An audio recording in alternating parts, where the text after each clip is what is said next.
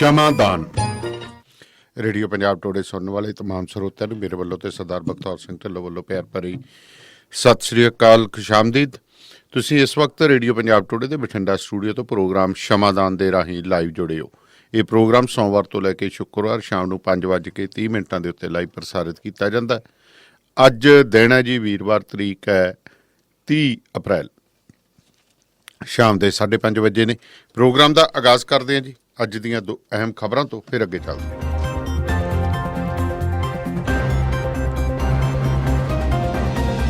ਸ੍ਰੀ ਹਜ਼ੂਰ ਸਾਹਿਬ ਤੋਂ ਪਰਤੇ ਸ਼ਰਧਾਲੂਆਂ ਦੇ ਕਰੋਨਾ ਪੋਜ਼ੀਟਿਵ ਮਾਮਲੇ ਆਉਣ ਤੋਂ ਬਾਅਦ ਬਾਬਾ ਬਲਵਿੰਦਰ ਸਿੰਘ ਕਾਰ ਸੇਵਾ ਹਜ਼ੂਰ ਸਾਹਿਬ ਵਾਲਿਆਂ ਨੇ ਵੀਡੀਓ ਸੰਦੇਸ਼ ਜਾਰੀ ਕਰਦਿਆਂ ਕਿਹਾ ਕਿ ਨੰਦੇੜ ਪ੍ਰਸ਼ਾਸਨ ਵੱਲੋਂ 3 ਵਾਰ ਸੰਗਤਾਂ ਦੀ ਜਾਂਚ ਕੀਤੀ ਗਈ ਸੀ, ਪਰ ਇਸ ਦੌਰਾਨ ਕੋਈ ਵੀ ਮਾਮਲਾ ਪੋਜ਼ੀਟਿਵ ਨਹੀਂ ਆਇਆ। ਉਹਨਾਂ ਕਿਹਾ ਕਿ ਕੁਝ ਲੋਕਾਂ ਵੱਲੋਂ ਗੁਰੂ ਘਰ ਨੂੰ ਲੈ ਕੇ ਗਲਤ ਬਿਆਨਬਾਜ਼ੀ ਕੀਤੀ ਜਾ ਰਹੀ ਹੈ, ਜਿਸ ਤੋਂ ਗੁਰੇਜ਼ ਕੀਤਾ ਜਾਵੇ। ਸਹੀ ਤੱਥਾਂ ਦੀ ਜਾਣਕਾਰੀ ਇਕੱਤਰ ਕਰ ਖਾਸ ਕਰ ਮੀਡੀਆ ਆਪਣੀ ਅਹਿਮ ਜ਼ਿੰਮੇਵਾਰੀ ਨਿਭਾਵੇ। ਸ੍ਰੀ ਹਜ਼ੂਰ ਸਾਹਿਬ ਤੋਂ ਪਰਤੇ 3 ਵਿਅਕਤੀਆਂ ਦੀ ਕਰੋਨਾ ਰਿਪੋਰਟ ਪੋਜ਼ੀਟਿਵ ਆਈ ਹੈ, ਜੋ ਫਗਵਾੜਾ ਨਾਲ ਸੰਬੰਧਿਤ ਨੇ, ਜਦਕਿ ਇੱਕ ਵਿਅਕਤੀ ਦਿੱਲੀ ਤੋਂ ਆਇਆ ਹੈ, ਉਹਦੀ ਰਿਪੋਰਟ ਵੀ ਪੋਜ਼ੀਟਿਵ ਆਈ ਹੈ। ਤੇ ਕਰੋਨਾ ਵਾਇਰਸ ਦੇ ਮੱਦੇਨਜ਼ਰ ਪੰਜਾਬ ਸਰਕਾਰ ਦੀਆਂ ਹਦਾਇਤਾਂ ਤੇ ਸੱਚਖੰਡ ਸ੍ਰੀ ਹਜ਼ੂਰ ਸਾਹਿਬ ਦੀ ਯਾਤਰਾ ਤੋਂ ਯਾਤਰੀ ਜਿਹੜੇ ਵਾਪਸ ਪਰਤੇ ਨੇ, ਜਿਨ੍ਹਾਂ 'ਚੋਂ 23 ਯਾਤਰੀ ਜੰਡਿਆਲਾ ਗੁਰੂ ਦੇ ਸਨ, ਉਹਨਾਂ ਨੂੰ ਤਰਨਤਾਰਨ ਬਾਈਪਾਸ ਨੇੜੇ ਡੇਰਾ ਰਾਧਾ ਸੁਆਮੀ ਸਤਸੰਗ ਭਵਨ ਵਿਖੇ ਇਕਾਂਤਵਾਸ ਕੀਤਾ ਗਿਆ। ਇਹਨਾਂ ਵਿੱਚੋਂ 2 ਵਿਅਕਤੀਆਂ ਦੇ ਕਰੋਨਾ ਪੋਜ਼ੀਟਿਵ ਪਾਏ ਜਾਣ ਦਾ ਸਮਾਚਾਰ ਹੈ।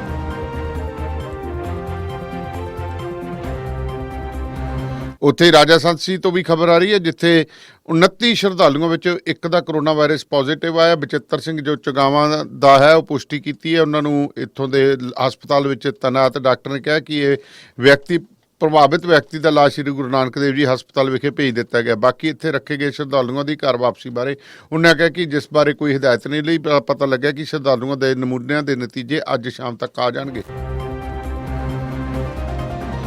ਤੇ ਹੁਸ਼ਿਆਰਪੁਰ ਦੇ ਡੀਸੀ ਨੇ ਇੱਕ ਪ੍ਰੈਸ ਨੋਟ ਜਾਰੀ ਕਰਦੇ ਕਿਹਾ ਕਿ 142 ਯਾਤਰੂ ਜਿਹੜੇ ਸ਼ਰਧਾਲੂ ਆ ਸ੍ਰੀ ਹਜ਼ੂਰ ਸਾਹਿਬ ਤੋਂ ਵਾਪਸ ਪਰਤੇ ਨੇ।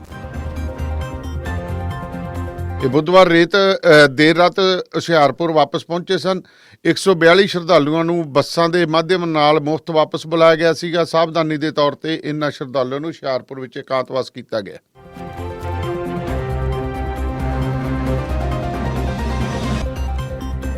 ਤੇ ਮਸ਼ਹੂਰ ਕਲਾਕਾਰ ਅਦਾਕਾਰ ਰਿਸ਼ੀ ਕਪੂਰ ਦਾ ਮੁੰਬਈ ਵਿਖੇ ਅੱਜ ਹਸਪਤਾਲ 'ਚ ਦੇਹਾਂਤ ਹੋ ਗਿਆ ਸੀ। ਅੰਤਿਮ ਸੰਸਕਾਰ ਦਾ ਉਹਨਾਂ ਦੀ ਚੰਦਨਵਾੜੀ ਸ਼ਮਸ਼ਾਨ ਘਾਟ ਵਿਖੇ ਕੀਤਾ ਗਿਆ।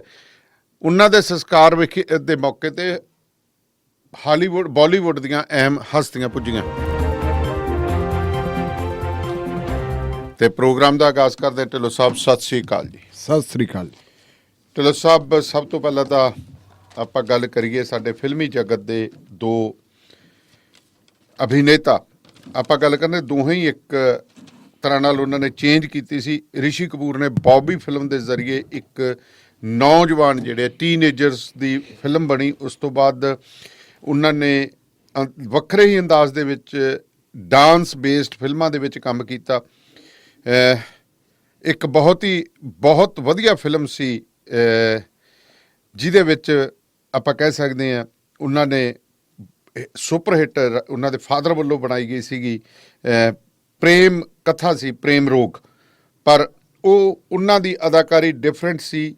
ਇਰਫਾਨ ਖਾਨ ਦੀ ਅਦਾਕਾਰੀ ਜੋ ਟੋਟਲੀ ਡਿਫਰੈਂਟ ਸੀ। ਇੱਕ ਸਧਾਰਨ ਪਰਿਵਾਰ ਤੋਂ ਚੱਲ ਕੇ, ਜੈਪੁਰ ਦੇ ਸਧਾਰਨ ਪਰਿਵਾਰ ਤੋਂ ਚੱਲ ਕੇ ਦੁਨੀਆ ਦੀ ਬੁਲੰਦੀ ਦੇ ਵਿੱਚ ਪਹੁੰਚਣ ਵਾਲਾ ਕਲਾਕਾਰ ਦਾ ਗਵਾਚਣਾ। ਇੱਕੋ ਗੱਲ ਵਿੱਚ ਕੋਈ ਸ਼ੱਕ ਨਹੀਂ ਕਿ ਕਲਾਕਾਰ ਦੋਨੇ ਸਿਖਰਦੇ ਸੀ ਜੀ, ਲੇਕਿਨ ਕਲਾਕਾਰ ਦਾ ਵੀ ਫਰਕ ਹੁੰਦਾ ਹੈ ਜੀ, ਉਹਨੂੰ ਕਿਹੋ ਜਿਹੇ ਮੌਕੇ ਮਿਲਦੇ ਆ ਜੀ, ਇਸ ਗੱਲ ਤੇ ਕਾਫੀ ਕੁਝ ਨਿਰਭਰ ਕਰਦਾ ਹੈ ਜੀ। ਜੇ ਅਸੀਂ ਰਿਸ਼ੀ ਕਪੂਰ ਦੀ ਗੱਲ ਕਰੀਏ ਤਾਂ ਉਹ ਕਲਾਕਾਰਾਂ ਦੇ ਪਰਿਵਾਰ 'ਚ ਪੈਦਾ ਹੋਇਆ ਸੀ। ਜਿਵੇਂ ਵੱਡੇ ਘਰਾਂ ਦੇ ਕਾਕੇ ਹੈ, ਲੀਡਰਾਂ ਦੇ ਪੁੱਤ ਹੈ, ਉਹ ਕਦੇ ਇੰਜੀਨੀਅਰ ਨਹੀਂ ਬਣਦੇ, ਉਹ ਕਦੇ ਸਾਇੰਸਦਾਨ ਨਹੀਂ ਬਣਦੇ, ਕਦੇ ਡਾਕਟਰ ਨਹੀਂ ਬਣਦੇ। ਬਹੁਤ ਘੱਟ ਹੋਣਗੇ ਜਿਹੜੇ ਵਿਦਵਾਨ ਵੀ ਬਣ ਜਾਣ ਜੀ, ਪਰ ਉਹ ਲੀਡਰ ਹੀ ਬਣਦੇ, ਕਿਉਂਕਿ ਲੀਡਰਾਂ ਸੇ ਕਿਸੇ ਯੋਗਤਾ ਦੀ ਲੋੜ ਨਹੀਂ। ਹਾਂ, ਬਿਲਕੁਲ। ਉੱਥੇ ਇਹ ਹੈ ਕਿ ਇਹਦੇ ਤੇ ਠੱਪਾ ਲੱਗਣਾ ਚਾਹੀਦਾ ਹੈ ਕਿ ਮੁੰਡਾ ਕਿਹਦਾ ਹੈ। ਪਿਤਾ ਪੁਰਖੀ ਕੰਮ ਉਹੀ ਚੱਲਦਾ ਜਾਂਦਾ ਹੈ, ਪੀੜ੍ਹੀ ਦਰ ਪੀੜ੍ਹੀ ਇਹੀ ਕੰਮ ਚੱਲੀ ਜਾਂਦਾ ਹੈ। ਮੈਂ ਬਚਪਨ 'ਚ ਹੁੰਦਾ ਸੀ, ਜਦੋਂ ਅਕਾਲੀ ਲੀਡਰਾਂ ਦੇ ਬਿਆਨ ਸੁਣਦਾ ਹੁੰਦਾ ਸੀ, ਭਾਸ਼ਣ ਸੁਣਦਾ ਹੁੰਦਾ ਸੀ ਜੀ, ਉਹਨਾਂ 'ਚ ਫਖਰੇ ਕੌਮ ਸਰਦਾਰ ਪ੍ਰਕਾਸ਼ ਸਿੰਘ ਬਾਦਲ ਵੀ, ਇਹਨਾਂ ਨੂੰ ਵੀ ਮੈਂ ਬੜਾ ਸੁਣਿਆ। ਜੀ, ਅਕਸਰ ਜ਼ਿਕਰ ਹੁੰਦਾ ਸੀ ਕਿ ਇਹ ਨਹਿਰੂ ਗਾਂਧੀ ਖਾਨਦਾਨ ਹੈ ਜਿਹੜਾ, ਉਹਨਾਂ ਦੇ ਬੱਚੇ ਸੱਤਾ 'ਚ ਕਿਉਂ ਆਉਂਦੇ, ਜੀ, ਉਹ ਸਿਆਸਤ 'ਚ ਕਿਉਂ ਆਉਂਦੇ ਜੇ ਸਾਡੀ ਸਰਕਾਰ ਬਣਦੀ ਹੈ। ਹਾਲਾਂਕਿ ਪਤਾ ਸੀ ਸੈਂਟਰ ਦੇ ਵਿੱਚ ਕਦੇ ਸਰਕਾਰ ਬਣਨੀ ਨਹੀਂ, ਜੇ ਸਾਡੀ ਸਰਕਾਰ ਬਣਦੀ ਹੈ ਤਾਂ ਅਸੀਂ ਇਹ ਬੰਦ ਕਰ ਦਿਆਂਗੇ ਬੰਦ ਸਾਰਾ ਕਰ ਕੁਛ। ਦਿਆਂਗੇ। ਅੱਛਾ, ਲੇਕਿਨ ਜਦੋਂ ਵਕਤ ਤਬਦੀਲ ਹੋਇਆ, ਸੱਤਾ ਵੀ ਬਣ ਗਈ, ਸੱਤਾ ਦੇ ਵਿੱਚ ਦੂਜਿਆਂ ਨੂੰ ਖੜਨ ਵੀ ਨਹੀਂ ਦਿੱਤਾ, ਤੇ ਉਦੋਂ ਜਦੋਂ ਆਪਣਾ ਹੀ ਚੱਲ ਪਿਆ ਕੰਮ, ਫਿਰ ਪਹਿਲਾਂ ਪੁੱਤ, ਫਿਰ ਨੂੰਹ, ਫਿਰ ਭਤੀਜੇ, ਜਵਾਈ, ਪੁੱਤ ਦਾ ਸਾਲਾ ਵਗੈਰਾ ਸਾਰਾ ਕੁਝ ਹੋਣ ਲੱਗ ਗਿਆ। ਜੀ, ਅਕਸਰ ਫਿਰ ਤੁਸੀਂ ਵੀ ਸੁਣਿਆ ਹੋਣਾ, ਤੁਹਾਡੇ ਜ਼ਮਾਨੇ 'ਚ ਵੀ ਆਪਾਂ ਬਾਦਲ ਸਾਹਿਬ ਦੀਆਂ ਸਟੇਟਮੈਂਟ ਸੁਣਦੇ ਰਹੇ ਹਾਂ, ਭਾਸ਼ਣ ਸੁਣਦੇ ਰਹੇ ਹਾਂ। ਉਹ ਕਹਿੰਦੇ ਹੁੰਦੇ ਸੀਗੇ ਜੇ ਡਾਕਟਰ ਦਾ ਪੁੱਤ ਡਾਕਟਰ ਬਣ ਸਕਦਾ ਹੈ, ਜੇ ਵਕੀਲ ਦਾ ਪੁੱਤ ਵਕੀਲ ਬਣ ਸਕਦਾ ਹੈ, ਤਾਂ ਫਿਰ ਲੀਡਰ ਦਾ ਮੁੰਡਾ ਲੀਡਰ ਕਿਉਂ ਨਹੀਂ ਬਣ ਸਕਦਾ। ਇਹ ਪਿੱਛੇ ਜੇ ਉਹਨਾਂ ਦੇ ਬਿਆਨ ਆਉਣੇ ਸ਼ੁਰੂ ਹੋ ਗਏ, ਇਹ ਹੋ ਗਏ ਸੀ, ਕਿਉਂਕਿ ਦਲੀਲ ਤਾਂ ਫਿਰ ਦੇਣੀ ਪੈਂਦੀ ਹੈ, ਐਵੇਂ ਤਾਂ ਗੱਲ ਨਹੀਂ ਬਣਦੀ ਨਾ। ਸੋ ਰਿਸ਼ੀ ਕਪੂਰ ਭਾਵੇਂ ਕਲਾਕਾਰਾਂ ਦੇ ਟੱਬਰ 'ਚ ਜੰਮਿਆ ਸੀ, ਪਰਿਵਾਰ 'ਚ ਜੰਮਿਆ ਸੀ, ਲੇਕਿਨ ਉਸ ਬੰਦੇ ਨੇ ਇੱਕ ਆਪਣੀ ਵੱਖਰੀ ਪਛਾਣ ਬਣਾਈ। ਜੀ, ਤੇ ਕੈਂਸਰ ਵਰਗੀ ਭਿਆਨਕ ਬਿਮਾਰੀ ਨਾਲ ਬੰਦਾ ਜੂਝ ਰਿਹਾ ਹੋਵੇ, ਉਹ ਦਿਲ ਦਰਿਆ ਕਿੱਡਾ ਹੈ, ਇਹਦਾ ਅੰਦਾਜ਼ਾ ਆਪਾਂ ਪਿਛਲੇ ਦਿਨਾਂ 'ਚ ਉਹਨਾਂ ਵੱਲੋਂ ਇੱਕ ਬਿਆਨ ਆਉਂਦਾ। ਬਿਲਕੁਲ। ਉਹ ਕਹਿੰਦਾ ਯਾਰ ਕਿਉਂ ਲੋਕਾਂ ਨੂੰ ਘਰਾਂ 'ਚ ਤੁੰਨ ਕੇ ਮਾਰਦੇ ਹੋ, ਕਰਫਿਊ ਲੱਗਿਆ ਰਹਿਣ ਦਿਓ, ਲਾਕਡਾਊਨ ਲੱਗਿਆ ਰਹਿਣ ਦਿਓ, ਦਾਰੂ ਤਾਂ ਖੋਲ ਦਿਓ। ਸਹੀ ਗੱਲ। ਇਹ ਮਤਲਬ ਉਹਦੀ ਜਿੰਦਾ ਦਿਲੀ ਸੀ, ਬੜੀ ਬੇਬਾਕ ਜਿਹਨੂੰ ਪਤਾ ਕਿ ਮੈਂ ਤਾਂ ਡੈਥ ਬੈੱਡ ਤੇ ਪਿਆ, ਮੈਂ ਕਦੋਂ ਵੀ ਮਰ ਜਾਣਾ। ਇਸ ਗੱਲ ਬਾਰੇ ਤਾਂ ਉਹਨੂੰ ਕੋਈ ਡਫਲੀ ਵੀ ਵਜਾਈ ਹੈ ਉਦੋਂ, ਡਫਲੀ ਵਜਾਉ ਦਾ ਬੜਾ ਮਸ਼ਹੂਰ, ਸਾਰਾ ਕੁਝ ਉਹਨੇ ਕੀਤਾ ਕਰਾਇਆ, ਪਰ ਉਹਦੀ ਜਿੰਦਾ ਦਿਲੀ। ਜੇ ਇਰਫਾਨ ਖਾਨ ਨੂੰ ਦੇਖੇ ਤਾਂ ਇਰਫਾਨ ਖਾਨ ਤਾਂ ਬਹੁਤ ਇੱਕ ਸਧਾਰਨ ਘਰ ਦੇ ਵਿੱਚ, ਜਿਹਨੂੰ ਆਪਾਂ ਗਰੀਬ ਪਰਿਵਾਰ ਕਹਿੰਦੇ ਹਾਂ, ਬਿਲਕੁਲ ਜੀ, ਉਹਦੇ 'ਚ ਪੈਦਾ ਹੋਇਆ ਸੀ। ਧੱਕੇ ਤੁੱਕੇ ਖਾਂਦਾ ਚਲਾ ਗਿਆ, ਸ਼ੁਰੂ ਤੋਂ ਸੀ ਕਿ ਮੈਂ ਕਲਾਕਾਰ ਬਣਨਾ। ਉਹ ਚਲਾ ਗਿਆ, ਚਲੋ ਇੱਕ ਸਕੂਲ ਦੇ ਵਿੱਚ ਐਡਮਿਸ਼ਨ ਮਿਲ ਗਈ, ਉੱਥੇ ਪੜ੍ਹਾਈ ਕਰਨ ਲੱਗ ਗਿਆ ਐਕਟਿੰਗ ਦੀ ਪੜ੍ਹਾਈ ਕਰਦਿਆਂ ਫਿਰ ਬੰਦਾ ਗਿਆ ਕਿੱਥੇ ਜੀ। ਮੇਰੇ ਖਿਆਲ ਮੁਤਾਬਕ ਜਿਹੜੇ ਸਾਡੇ ਲੋਕ ਭੁੱਲਦੇ ਆ ਬਹੁਤ ਸਾਰੇ, ਕਿ ਜਿੰਨੀ ਕੁ ਪਛਾਣ ਭਾਰਤ ਦੇ ਵਿੱਚ ਹੈ ਇਰਫਾਨ ਖਾਨ ਦੀ, ਜੀ, ਉਹ ਤੋਂ ਕਿਤੇ ਵੱਧ ਪਛਾਣ ਉਹਦੀ ਜਿਹੜੀ ਹੈ ਹਾਲੀਵੁੱਡ 'ਚ ਹੈ। ਉਹਨੇ ਜਿਹੜੀਆਂ ਫਿਲਮਾਂ ਬਣਾਈਆਂ ਉਹ ਤਾਂ ਆਪਣੇ ਆਪ 'ਚ ਸਿਰਾ ਹੈ ਹੀ ਹੈ ਜੀ। ਇੱਕ ਉਹਨੇ ਨਾਟਕ ਦੇ ਵਿੱਚ ਲੈਨਨ ਦਾ ਰੋਲ ਵੀ ਅਦਾ ਕੀਤਾ ਹੈ ਜੀ। ਬੰਦੇ ਦੀ ਵਿਚਾਰਧਾਰਾ ਦਾ ਪਤਾ ਲੱਗਦਾ ਕਿ ਕਿੰਨਾ ਦੀ ਗੱਲ ਕਰ ਰਹੇ ਜੀ। ਤੇ ਜੇ ਅਸੀਂ ਉਹਦੀਆਂ ਟਿੱਪਣੀਆਂ ਦੀ ਗੱਲ ਕਰੀਏ, ਪਾਨ ਸਿੰਘ ਤੋਮਰ ਜੀ, ਉਹਦੀ ਇੱਕ ਫਿਲਮ ਹੈ, ਉਸ ਫਿਲਮ ਦੇ ਵਿੱਚ ਉਹ ਕੀ ਕਹਿੰਦਾ ਹੈ ਜੀ, ਉਸ ਫਿਲਮ 'ਚ ਉਹ ਕਹਿੰਦਾ ਹੈ ਕਿ ਜਿਹੜੇ ਬਾਗੀ ਹੁੰਦੇ ਹੈ ਉਹ ਜੰਗਲਾਂ 'ਚ ਰਹਿੰਦੇ ਜੀ, ਜੰਗਲ ਬਾਗੀਆਂ ਵਾਸਤੇ ਬਣੇ ਤੇ ਪਾਰਲੀਮੈਂਟ ਕਹਿੰਦਾ ਕਿਹਦੇ ਵਾਸਤੇ ਬਣੀ ਹੈ ਜੀ, ਡਕੈਤਾਂ ਵਾਸਤੇ ਬਣੇ। ਇੱਥੋਂ ਮਤਲਬ ਤੁਸੀਂ ਬੰਦੇ ਦੀ ਆਈਡੀਓਲੋਜੀ ਦਾ ਪਤਾ ਲਾ ਸਕਦੇ ਹੋ। ਉਹਦੀ ਮਾਂ ਬਿਮਾਰ ਹੋ ਗਈ ਜੀ, ਉਹ ਖਬਰ ਨਹੀਂ ਲੈ ਸਕਿਆ, ਲਾਕਡਾਊਨ ਲੱਗਿਆ ਸੀ। 95 ਵਰ੍ਹਿਆਂ ਦੀ ਉਮਰ ਦੇ ਵਿੱਚ ਮਾਂ ਦੀ ਮੌਤ ਹੋ ਜਾਂਦੀ ਹੈ। ਹਾਲਾਂਕਿ ਉਹ ਵੱਡਾ ਬੰਦਾ ਸੀ, ਵੱਡਾ ਨਾਂ ਸੀ, ਜੇ ਉਹ ਚਾਹੁੰਦਾ ਉਹਨੂੰ ਪਰਮਿਸ਼ਨ ਵੀ ਮਿਲ ਸਕਦੀ ਸੀ, ਪਰ ਉਹ ਆਪਦੇ ਵੀ ਹਾਲਾਤ, ਆਪਦੇ ਜਹਾਜ਼ ਰਾਹੀਂ ਹੋ ਜਾ ਸਕਦਾ ਸੀ, ਆਪਦੇ ਹਾਲਾਤ ਵੀ ਸੀ, ਪਰ ਨਹੀਂ, ਉਹ ਇੱਕ ਅਸੂਲ ਪ੍ਰਸਤ ਆਦਮੀ ਸੀ ਜੀ, ਕਿ ਦੇਸ਼ ਦੇ ਵਿੱਚ ਲਾਕਡਾਊਨ ਲੱਗਿਆ ਹੋਇਆ, ਉਹਨੇ ਆਪਣੀ ਮਾਂ ਦੇ ਅੰਤਮ ਦਰਸ਼ਨ ਜੀ, ਜਿਹੜੇ ਲਾਈਵ ਵੀਡੀਓ ਦੇ ਰਾਹੀਂ, ਉਹ ਵੀਡੀਓ ਕਾਲਿੰਗ ਦੇ ਰਾਹੀਂ ਉਹਨੇ ਸਾਰਾ ਕੁਝ ਦੇਖ ਕੇ ਤੇ ਉਹਨੂੰ ਆਪਦੀ ਸ਼ਰਧਾਂਜਲੀ ਭੇਟ ਕੀਤੀ, ਔਰ ਜਿੰਦਾ ਦਿਲੀ ਦੇ ਨਾਲ ਹੀ ਉਹਨੇ ਸਾਨੂੰ ਅਲਵਿਦਾ ਕਹੀ ਹੈ ਜੀ। ਜਿਹੜੀਆਂ ਉਹਦੀਆਂ ਫਿਲਮਾਂ ਹੈ, ਤੁਸੀਂ ਇਹ ਦੇਖੋ ਕਿ ਜਦੋਂ ਕੈਂਸਰ ਦਾ ਇਲਾਜ ਕਰਵਾ ਕੇ ਆਇਆ ਉਹ ਵਿਦੇਸ਼ ਦੇ ਵਿੱਚੋਂ ਜੀ, ਤੇ ਉਹਦੀ ਇੱਕ ਪੁਰਾਣੀ ਫਿਲਮ ਸੀ ਜਿਹੜੀ ਵਿਚਕਾਰ ਪਈ ਸੀ ਜੀ, ਇੰਗਲਿਸ਼ ਮੀਡੀਅਮ, ਉਹ ਫਿਲਮ ਵੀ ਉਹਨੇ ਪੂਰੀ ਕੀਤੀ। ਬੜੀਆਂ ਫਿਲਮਾਂ ਖਬਰਾਂ ਆ ਰਹੀਆਂ ਕਿ ਸਿਹਤ ਉਹਦੀ ਪਿਛਲੇ ਕਈ ਸਾਲਾਂ ਤੋਂ ਜਿਹੜੀ ਸਾਥ ਨਹੀਂ ਦੇ ਰਹੀ ਸੀ, ਪਰ ਫਿਲਮ ਦੇ ਵਿੱਚ ਉਹ ਪੂਰੀ ਕਰਦਾ ਸੀ, ਰੁਕ ਵੀ ਜਾਂਦੀ ਸੀ ਫਿਲਮ, ਪਰ ਫਿਰ ਵੀ ਉਹ ਕੋਸ਼ਿਸ਼ ਰਹਿੰਦੀ ਸੀ। ਪਰ ਵੱਡੀ ਗੱਲ ਕੀ ਹੈ ਨਾ, ਵੀ ਜਦੋਂ ਉਹ ਅਭਿਨੈ ਕਰਦਾ ਸੀ, ਉਸ ਅਭਿਨੈ ਦੇ ਵਿੱਚ ਉਹਦਾ ਓਪਰਾਪਨ ਨਹੀਂ ਪਤਾ, ਓਪਰਾਪਨ ਨਹੀਂ ਆਉਂਦਾ ਸੀ, ਬਿਲਕੁਲ ਪਤਾ ਨਹੀਂ ਸੀ। ਉਹ ਜਿਹੜਾ ਉਹਦਾ ਕਰੈਕਟਰ ਸੀ, ਉਹ ਕਰੈਕਟਰ ਨੂੰ ਜਿਉਂ ਕੇ ਦਿਖਾਉਂਦਾ ਸੀ। ਜੀ ਜੀ ਜੀ। ਅਸਲ ਕਰੈਕਟਰ ਜਿਹੜਾ ਹੈਗਾ, ਉਹ ਕਰੈਕਟਰ ਨੂੰ ਆਪਦੇ ਤੇ ਲਾਗੂ ਕਰਕੇ ਦਿਖਾਉਂਦਾ ਸੀ, ਸੱਚਮੁੱਚ ਮੈਂ ਉਹੀ ਹਾਂ ਜੀ। ਜਿਹਦਾ ਕਰੈਕਟਰ, ਜਿਹਦਾ ਰੋਲ ਅਦਾ ਕਰਦਾ ਸੀ, ਬਿਲਕੁਲ ਸੇਮ ਕਰੈਕਟਰ ਉਹ ਦੁਹਰਾਉਂਦਾ ਸੀ।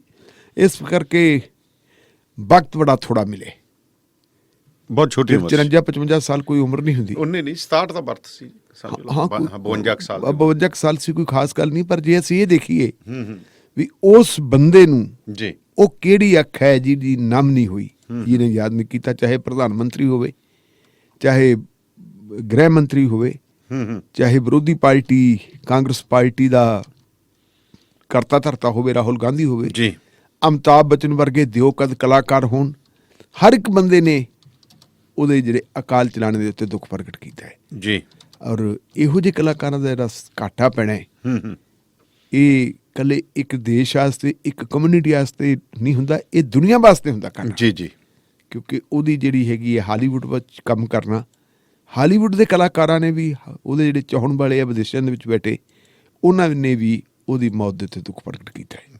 ਜੀ ਚਲੋ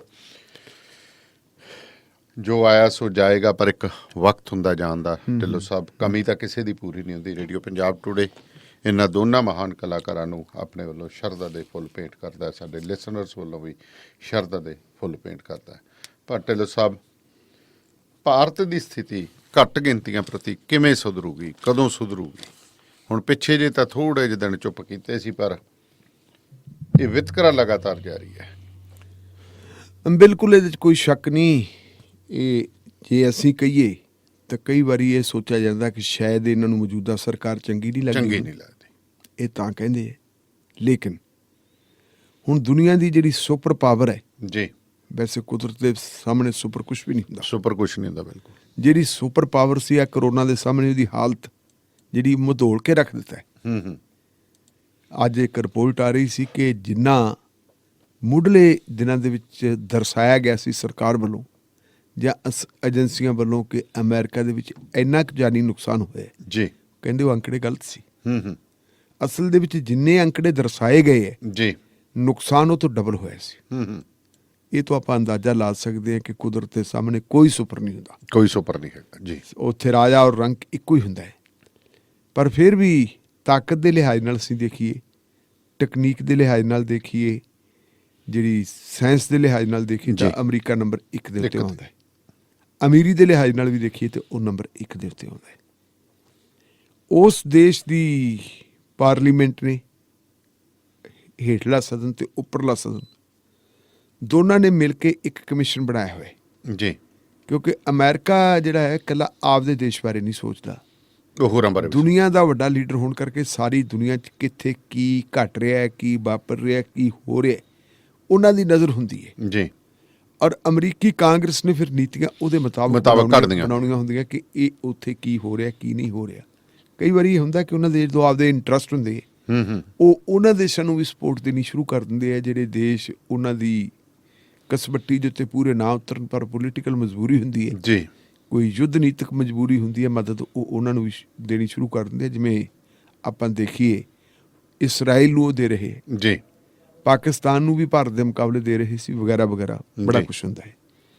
ਲੇਕਿਨ ਜਿਹੜੇ ਉਹਨਾਂ ਨੇ ਕਮਿਸ਼ਨ ਬਣਾਇਆ, ਇੱਕ ਕਮਿਸ਼ਨ ਹੈ ਜਿਹੜਾ ਧਾਰਮਿਕ ਤੌਰ ਤੇ ਘੱਟ ਗਿਣਤੀਆਂ ਜੀ ਦੁਨੀਆ ਦੇ ਵਿੱਚ, ਉਹਨਾਂ ਤੇ ਨਜ਼ਰ ਰੱਖਣ ਵਾਸਤੇ ਵੀ ਉਹਨਾਂ ਦੀ ਹਾਲਤ ਕੀ ਹੈ। ਹੂੰ ਇਸ ਬਾਰੇ ਦੀ ਜਿਹੜੀ ਉਹਨਾਂ ਨੇ ਆਪਣੀ ਰਿਪੋਰਟ ਪੇਸ਼ ਕੀਤੀ ਹੈ, ਜੀ ਉਸ ਕਮਿਸ਼ਨ ਨੇ ਉਹ ਰਿਪੋਰਟ ਟਰੰਪ ਪ੍ਰਸ਼ਾਸਨ ਨੂੰ ਦਿੱਤੀ ਹੈ, ਜੀ ਜਾਂ ਕਹਿ ਲਓ ਆਪਾਂ ਉਹਨਾਂ ਨੇ ਫੋਰਨ ਮਿਨਿਸਟਰੀ ਨੂੰ ਦਿੱਤੀ ਹੈ।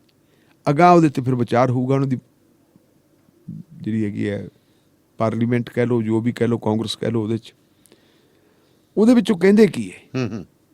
ਉਹ ਕਹਿੰਦੇ ਕਿ ਭਾਰਤ ਦੇ ਵਿੱਚ ਘੱਟ ਗਿਣਤੀਆਂ ਦੇ ਨਾਲ ਵਿਤਕਰੇਬਾਜ਼ੀ ਹੋ ਰਹੀ, ਜੀ ਧਾਰਮਿਕ ਆਧਾਰ ਦੇ ਉੱਤੇ ਉਹਨਾਂ ਨੂੰ ਟਾਰਗੇਟ ਕੀਤਾ ਜਾ ਰਿਹਾ। ਇਹ ਉਹਨਾਂ ਨੇ ਗੱਲ ਕਹੀ ਹੈ। ਤੇ ਜਿਹੜੀਆਂ ਉਹਨਾਂ ਨੇ ਮਿਸਾਲਾਂ ਦਿੱਤੀਆਂ, ਮਿਸਾਲਾਂ ਉਹਨਾਂ ਨੇ ਬੜੀਆਂ ਸਟੀਕ ਦਿੱਤੀਆਂ। ਉਹ ਮਿਸਾਲਾਂ ਜਿਹਦਾ ਮਿਸਾਲਾਂ ਦਾ ਅਕਸਰ ਹੀ ਅਸੀਂ ਆਪਦੇ ਵਿੱਚ ਜ਼ਿਕਰ ਕਰਦੇ ਰਹੇ ਹਾਂ, ਜੀ ਕਿਉਂਕਿ ਜਿਹੜੇ ਉਹ ਅੰਕੜੇ ਇਕੱਤਰ ਕਰਦੇ ਆ, ਉਹ ਵੱਖ-ਵੱਖ ਜਿਹੜੇ ਹੈਗੇ ਮੀਡੀਆ ਚੈਨਲ, ਹਾਂਜੀ, ਮੀਡੀਆ ਦੇ ਜਿਹੜੇ ਹੈਗੇ ਆ ਜੋ ਸਾਧਨ ਹੈ, ਜੀ ਉਹ ਪ੍ਰਿੰਟ ਮੀਡੀਆ ਲੈ ਲਓ, ਇਲੈਕਟ੍ਰੋਨਿਕ ਮੀਡੀਆ ਲੈ ਲਓ, ਵੈਬ ਮੀਡੀਆ ਲੈ ਲਓ, ਇਹਦੇ ਤੋਂ ਜੋ ਇਨਫੋਰਮੇਸ਼ਨ ਕਲੈਕਟ ਕਰਦੇ ਆ, ਉਹਦੇ ਆਧਾਰ ਦੇ ਉੱਤੇ ਫਿਰ ਉਹ ਆਪਣੀ ਇੱਕ ਰਾਏ ਬਣਾਉਂਦੇ ਆ। ਜੀ ਉਹ ਕਹਿੰਦੇ ਕਿ ਨਾਗਰਿਕਤਾ ਸੋਧ ਕਾਨੂੰਨ ਜੀ ਤੇ NRC ਤੋਂ ਬਾਅਦ ਲੱਖਾਂ ਲੋਕਾਂ ਦੇ ਉੱਤੇ ਉਜਾੜੇ ਦੀ ਤਲਵਾਰ ਲਟਕ ਰਹੀ। ਬਿਲਕੁਲ ਸਹੀ ਹੈ। ਕਿਉਂਕਿ ਜਿਸ ਤਰ੍ਹਾਂ ਡਿਟੈਂਸ਼ਨ ਸੈਂਟਰ ਬਣਾਉਣ ਦੀ ਗੱਲ ਚੱਲ ਰਹੀ ਹੈ, ਜਿਵੇਂ ਪਾਰਲੀਮੈਂਟ ਦੇ ਵਿੱਚ ਡਿਟੈਂਸ਼ਨ ਸੈਂਟਰਾਂ ਦੀ ਗੱਲ ਆਈ ਹੈ, ਜਿਵੇਂ ਸੁਪਰੀਮ ਕੋਰਟ ਨੇ ਕਿਹਾ ਡਿਟੈਂਸ਼ਨ ਸੈਂਟਰ ਤੁਸੀਂ ਬਣਾਓ ਕਿਉਂਕਿ ਕਾਨੂੰਨ ਬਣਾਈ ਬੈਠੇ ਹੋ। ਬਿਲਕੁਲ ਉਸ ਲਿਹਾਜ਼ ਦੇ ਨਾਲ ਜਿਹੜੇ ਲੋਕ ਉਜੜਨਗੇ, ਕੌਣ ਉਜੜਨਗੇ? ਉਹਨਾਂ ਦੇ ਵਿੱਚ ਉਜੜਨਗੇ ਉਹ ਜਿਹੜੇ ਘੱਟ ਗਿਣਤੀਆਂ ਨਾਲ ਸੰਬੰਧਿਤ। ਕਿਉਂਕਿ ਜਿਹੜਾ ਨਾਗਰਿਕਤਾ ਕਾਨੂੰਨ ਬਣਾਇਆ ਹੈ ਜੀ, ਨਾਗਰਿਕਤਾ ਕਾਨੂੰਨ ਵੀ ਅਸਲ ਦੇ ਵਿੱਚ ਉਸੇ ਕਾਨੂੰਨ ਦੀ ਜਿਹੜੀ ਅਗਲੀ ਕੜੀ ਹੈ ਜੀ, ਕਿਉਂਕਿ ਨਾਗਰਿਕਤਾ ਕਾਨੂੰਨ ਦੇ ਜ਼ਰੀਏ ਇਹ ਗੱਲ ਕਹੀ ਗਈ ਹੈ ਕਿ ਭਾਰਤ ਦੇ ਆਂਢ ਗੁਆਂਢ ਦੇ ਵਿੱਚ ਜਿਹੜੇ ਦੇਸ਼ ਹੈ, ਜਿਵੇਂ ਬੰਗਲਾਦੇਸ਼ ਹੈ ਜੀ, ਪਾਕਿਸਤਾਨ ਹੈ, ਅਫਗਾਨਿਸਤਾਨ ਹੈ, ਇਹਨਾਂ ਦੇਸ਼ਾਂ ਦੇ ਵਿੱਚ ਜਿਹੜੇ ਹਿੰਦੂ ਹੈ, ਜੀ, ਸਿੱਖ ਹੈ, ਈਸਾਈ ਹੈ, ਬੋਧੀ ਹੈ, ਜੈਨੀ ਹੈ, ਪਾਰਸੀ ਹੈ, ਜੀ, 6 ਭਾਈਚਾਰਿਆਂ ਦੇ ਲੋਕ ਜੇ ਪਿਛਲੇ 5 ਸਾਲਾਂ ਤੋਂ ਭਾਰਤ ਵਿੱਚ ਆ ਕੇ ਰਹਿ ਰਹੇ ਹੈ ਤਾਂ ਉਹਨਾਂ ਨੂੰ ਨਾਗਰਿਕਤਾ ਦੇ ਦਿਆਂਗੇ। ਜੀ, ਪਹਿਲਾਂ ਸ਼ਾਇਦ ਇਹ ਜਿਹੜੀ ਹੈਗੀ ਹੈ ਮਿਆਦ ਉਹ 11 ਵਰ੍ਹਿਆਂ ਦੀ ਸੀ, ਤਾਂ ਕਈਆਂ ਨੂੰ ਤਾਂ ਉਦੋਂ ਵੀ ਵੱਧ ਕਈਆਂ ਨੂੰ ਤਾਂ ਉਦੋਂ ਦੀ ਸੀ, ਮਤਲਬ ਉਹਨਾਂ ਨੇ ਵੀ ਅੱਗੇ 11 ਵਰ੍ਹਿਆਂ ਵਾਲਾ ਅਪਲਾਈ ਕਰ ਸਕਦਾ ਸੀ, ਹੁਣ 5 ਵਰ੍ਹਿਆਂ ਵਾਲਾ ਹੀ ਅਪਲਾਈ ਕਰ ਸਕਦਾ ਹੈ। ਵੈਸੇ ਜੇ ਕੋਈ ਉਹਨਾਂ ਦੇਸ਼ਾਂ ਦੇ ਵਿੱਚ ਉਜੜ ਕੇ ਆਉਂਦਾ ਇਸ ਭਾਈਚਾਰੇ ਦਾ ਬੰਦਾ, ਉਹਦੇ ਨਾਲ ਕੋਈ ਧੱਕਾ ਨਹੀਂ ਕਰਨਾ, ਜ਼ਿਆਦਤੀ ਨਹੀਂ ਕਰਨਾ, ਉਹਨੂੰ ਰਹਿਣ ਦਾ ਮੌਕਾ ਦਿੱਤਾ। ਆਪਾਂ ਕਾਲੀਆਂ ਪਿੰਡ ਆ ਜੀ ਆਪਣੇ ਦਾਨੇ ਵਾਲੇ ਤੋਂ ਜਦੋਂ ਜਿੰਦੂਮਲ ਕੋਟ ਨੂੰ ਤੇ ਉਧਰ ਗੰਗਾਨਗਰ ਨੂੰ ਜਾਂਦੇ, ਉੱਥੇ ਜਿਹੜੇ ਵਿਚਾਰੇ ਪਰਿਵਾਰ ਨੇ ਜੁੱਤੀਆਂ ਬਣਾਉਂਦੇ ਨੇ, ਬੈਠੇ ਆ ਬੜੇ ਸਾਲਾਂ ਦੇ। ਹਾਂ ਸੋ ਇਹ ਜਿਹੜਾ ਹੈ ਜਦੋਂ ਉਹਨਾਂ ਨੇ ਇਹ ਕਾਨੂੰਨ ਬਣਾਉਣ ਦੀ ਗੱਲ ਕਰ ਲਈ ਜੀ, ਤੇ ਫਿਰ ਉਹਨਾਂ ਨੇ ਇਹ ਦੇਖਣਾ ਕਿ ਭਾਰਤ ਦੇ ਵਿੱਚ ਜਿਹੜੇ ਬੰਦੇ ਨੈਸ਼ਨਲ ਰਜਿਸਟਰ ਦੇ ਵਿੱਚ ਜਿਨ੍ਹਾਂ ਦੇ ਨਾਂ ਨਹੀਂ ਲਿਖੇ ਜਾਂਦੇ, ਨਾਗਰਿਕ ਨਹੀਂ ਬਣਦੇ, ਜੀ, ਉਹ ਬੰਦੇ ਤਾਂ ਵਾਧੂ ਹੋ ਜਾਣੇ। ਕਿਉਂਕਿ ਉਹਨਾਂ ਨੂੰ ਜਿਹੜੇ 1971 ਦੇ, ਜੀ, 1971 ਤੋਂ ਬਾਅਦ ਦੇ ਜਿਹੜੇ ਲੋਕ ਆਏ ਵੇ ਹੈ, ਉਹ ਉਹਨਾਂ ਦੇ ਪੋਤਰੇ ਪੜੋਤਰਿਆਂ ਵਾਲੇ ਹੋ ਗਏ। ਬਹੁਤ ਸਾਰੇ ਲੋਕ ਤਾਂ ਉਹ ਜਿਨ੍ਹਾਂ ਦਾ ਆਪਾਂ ਜ਼ਿਕਰ ਕੀਤਾ ਹੈ, ਬਿਲਕੁਲ, ਕਿ ਜਿਨ੍ਹਾਂ ਨੇ ਫੌਜ ਦੇ ਵਿੱਚ ਨੌਕਰੀ ਵੀ ਕੀਤੀ ਹੈ, ਜਿਨ੍ਹਾਂ ਨੇ ਜੰਗਾਂ ਵੀ ਲੜੀਆਂ, ਜਿਨ੍ਹਾਂ ਨੇ ਤਗਮੇ ਵੀ ਜਿੱਤੇ, ਬਿਲਕੁਲ। ਉਹਨਾਂ ਬੰਦਿਆਂ ਨੂੰ ਵੀ ਤੁਸੀਂ ਇਹ ਕਹਿ ਦਿਓ ਕਿ ਇਹ ਭਾਰਤੀ ਨਹੀਂ, ਤਾਂ ਇਦੋਂ ਮਾੜੀ ਗੱਲ ਤਾਂ ਇਦੋਂ ਮਾੜੀ ਕੀ ਆ? ਇੱਕ ਵਿਅਕਤੀ ਨੂੰ ਤਾਂ ਮਤਲਬ ਤੁਹਾਡੀ ਜਿਹੜੀ ਹੈਗੀ ਆ ਅਸਾਮ ਦੀ ਹਾਈ ਕੋਰਟ ਦੇ ਵਿੱਚ ਜਾਣਾ ਪਿਆ ਤੇ ਹਾਈ ਕੋਰਟ ਨੇ ਜਾ ਕੇ ਉਹਦਾ ਛੁਟਕਾਰਾ ਕਰਵਾਇਆ ਸੀ। ਦੱਸੋ ਕਿ ਇਹਨੂੰ ਡਿਟੈਂਸ਼ਨ ਸੈਂਟਰ ਦੇ ਵਿੱਚ ਨਹੀਂ ਰੱਖਣਾ। ਇਹਦੇ ਨਾਲ ਵੀ ਇੱਕ ਬਹੁਤ ਵੱਡੀ ਜਿਹੜੀ ਆਪਾਂ ਦੇਖੀਏ ਭਾਰਤ ਦੇ ਵਿੱਚ ਸਭ ਤੋਂ ਵੱਡਾ ਘੱਟ ਗਿਣਤੀ ਭਾਈਚਾਰਾ ਕੌਣ ਆ? ਮੁਸਲਮਾਨ ਹੈ। ਹਾਂਜੀ। ਉਹ ਤੋਂ ਬਾਅਦ ਫਿਰ ਵਾਰੀ ਸਾਡੀ ਸਿੱਖਾਂ ਦੀ ਆਉਂਦੀ ਹੈ। ਬਿਲਕੁਲ। ਉਸ ਘੱਟ ਗਿਣਤੀ ਭਾਈਚਾਰੇ ਦੇ ਉੱਤੇ ਤਲਵਾਰ ਲਟਕ ਰਹੀ ਹੈ। ਇਹ ਆਪਣੀ ਰਿਪੋਰਟ ਦੇ ਵਿੱਚ ਉਹਨਾਂ ਨੇ ਕਿਹਾ NRC ਤੇ ਨਾਗਰਿਕਤਾ ਬਿੱਲ, ਦੋ ਚੀਜ਼ਾਂ ਇਹ ਇਹਦੇ ਚ ਆਉਂਦੀਆਂ। ਅਗਲਾ ਆਪਣੀ ਰਿਪੋਰਟ ਦੇ ਵਿੱਚ ਕਮਿਸ਼ਨ ਕੀ ਗੱਲ ਕਹਿੰਦਾ ਹੈ? ਉਹ ਕਹਿੰਦਾ ਹੈ 2019 ਚ ਜੀ BJP ਜਦੋਂ ਮੁੜ ਸੱਤਾ ਚ ਆਈ ਹੈ, ਉਹ ਤੋਂ ਬਾਅਦ ਮੁਸਲਮਾਨਾਂ ਪ੍ਰਤੀ ਜਿਹੜੀ ਹੈ ਨਫ਼ਰਤ ਉਹ ਹੋਰ ਵੀ ਵੱਧ ਗਈ। ਉਹ ਤਾਂ ਜਹਾਜ਼ ਵਾਂਗੂ ਰਾਕਟ ਵਾਂਗੂ ਫੜ ਗਈ। ਕਿਉਂਕਿ ਪਹਿਲਾਂ ਸੀ ਕਿ ਉਹਨਾਂ ਦੀਆਂ ਵੋਟਾਂ ਲੈਣੀਆਂ 2014 ਵੇਲੇ ਮੁਸਲਮਾਨਾਂ ਦੇ ਇੱਕ ਹਿੱਸੇ ਨੇ ਵੀ ਵੋਟਾਂ ਪਾਈਆਂ ਸੀ। ਜੀ ਜੀ। ਲੇਕਿਨ 2014 ਤੋਂ ਬਾਅਦ ਫਿਰ ਜਿਸ ਢੰਗ ਦੇ ਨਾਲ ਅਸਹਿਣਸ਼ੀਲਤਾ ਦੀ ਇੱਕ ਮੂਵਮੈਂਟ ਚੱਲੀ ਹੈ ਜੀ, ਭੀੜ ਤੰਤਰ ਦੇ ਜ਼ਰੀਏ ਜਿਵੇਂ ਜਿਹੜੇ ਮੁਸਲਮਾਨ ਭਾਈਚਾਰੇ ਦੇ ਲੋਕਾਂ ਨੂੰ ਟਾਰਗੇਟ ਕੀਤਾ ਗਿਆ, ਉਹਨਾਂ ਨੂੰ ਚੁਣ ਚੁਣ ਕੇ ਮਾਰਿਆ ਗਿਆ। ਤੇ ਇਕੱਲਾ ਮਾਰਿਆ ਨਹੀਂ ਗਿਆ, ਜਦੋਂ ਮਾਰਨ ਵਾਲੇ ਲੋਕ ਹੈ ਉਹਨਾਂ ਦੇ ਵਿੱਚੋਂ ਕੁਝ ਇੱਕ ਨੂੰ ਜ਼ਮਾਨਤਾਂ ਮਿਲ ਗਈਆਂ ਤੇ ਕੇਂਦਰੀ ਵਜ਼ੀਰ ਉਹਨਾਂ ਦੇ ਹਾਰ ਪਾਉਣ ਜਾਂਦੇ ਹੈ। ਜੇ ਯੂਪੀ ਦਾ ਮੁੱਖ ਮੰਤਰੀ ਲੋਕ ਸਭਾ ਦੀ ਕੰਪੇਨ ਕਰਦਾ ਹੈ ਜੀ, ਤੇ ਕੰਪੇਨ ਕਰਨ ਵੇਲੇ ਉਹਨਾਂ ਲੋਕਾਂ ਨੂੰ ਜਿਹੜੇ ਆਪਣੇ ਨੂੰ ਇੱਕ ਮੁਸਲਿਮ ਅਖਲਾਕ ਨੂੰ ਜੀ ਜੀ ਦਾਦਰੀ ਦੇ ਵਿੱਚ ਮਾਰਨ ਤੋਂ ਬਾਅਦ ਉਹ ਬਾਹਰ ਜ਼ਮਾਨਤ ਤੇ ਆਉਂਦੇ ਹੈ, ਉਹਨਾਂ ਨੂੰ ਪਹਿਲੀ ਲਾਈਨ ਦੇ ਵਿੱਚ ਬਿਠਾਇਆ ਜਾਂਦਾ ਹੈ ਜੀ। ਇੱਕ ਵਿਸ਼ੇਸ਼ ਤਰ੍ਹਾਂ ਦੇ ਮਤਲਬ ਉਹਨਾਂ ਨੂੰ ਰੁਤਬਾ ਦਿੱਤਾ ਜਾਂਦਾ ਹੈ। ਇਹ ਸਾਰੀਆਂ ਗੱਲਾਂ ਜਿਹੜੀਆਂ ਹੈ ਕਿ ਇਹਨਾਂ ਨੂੰ ਉਹਨਾਂ ਨੇ ਨੋਟ ਕੀਤਾ ਕਿ 2019 ਚ ਜਦੋਂ ਦੁਬਾਰਾ ਤਾਕਤ ਦੇ ਵਿੱਚ ਆਈ ਹੈ ਭਾਰਤੀ ਜਨਤਾ ਪਾਰਟੀ, ਉਹ ਤੋਂ ਬਾਅਦ ਫਿਰ ਥੋੜ੍ਹਾ ਜਿਹਾ ਹੋਰ ਲੋਕਾਂ ਦੇ ਉੱਤੇ ਵਧਿਆ ਹੋਇਆ ਜੀ। ਨਾਲ ਉਹਨਾਂ ਨੇ ਇੱਕ ਬਹੁਤ ਵੱਡੀ ਗੱਲ ਕੀਤੀ ਹੈ, ਉਹ ਕਹਿੰਦੇ ਕਸ਼ਮੀਰ ਦੇ ਵਿੱਚੋਂ ਧਾਰਾ 370 ਨੂੰ ਹਟਾਉਣਾ ਜੀ।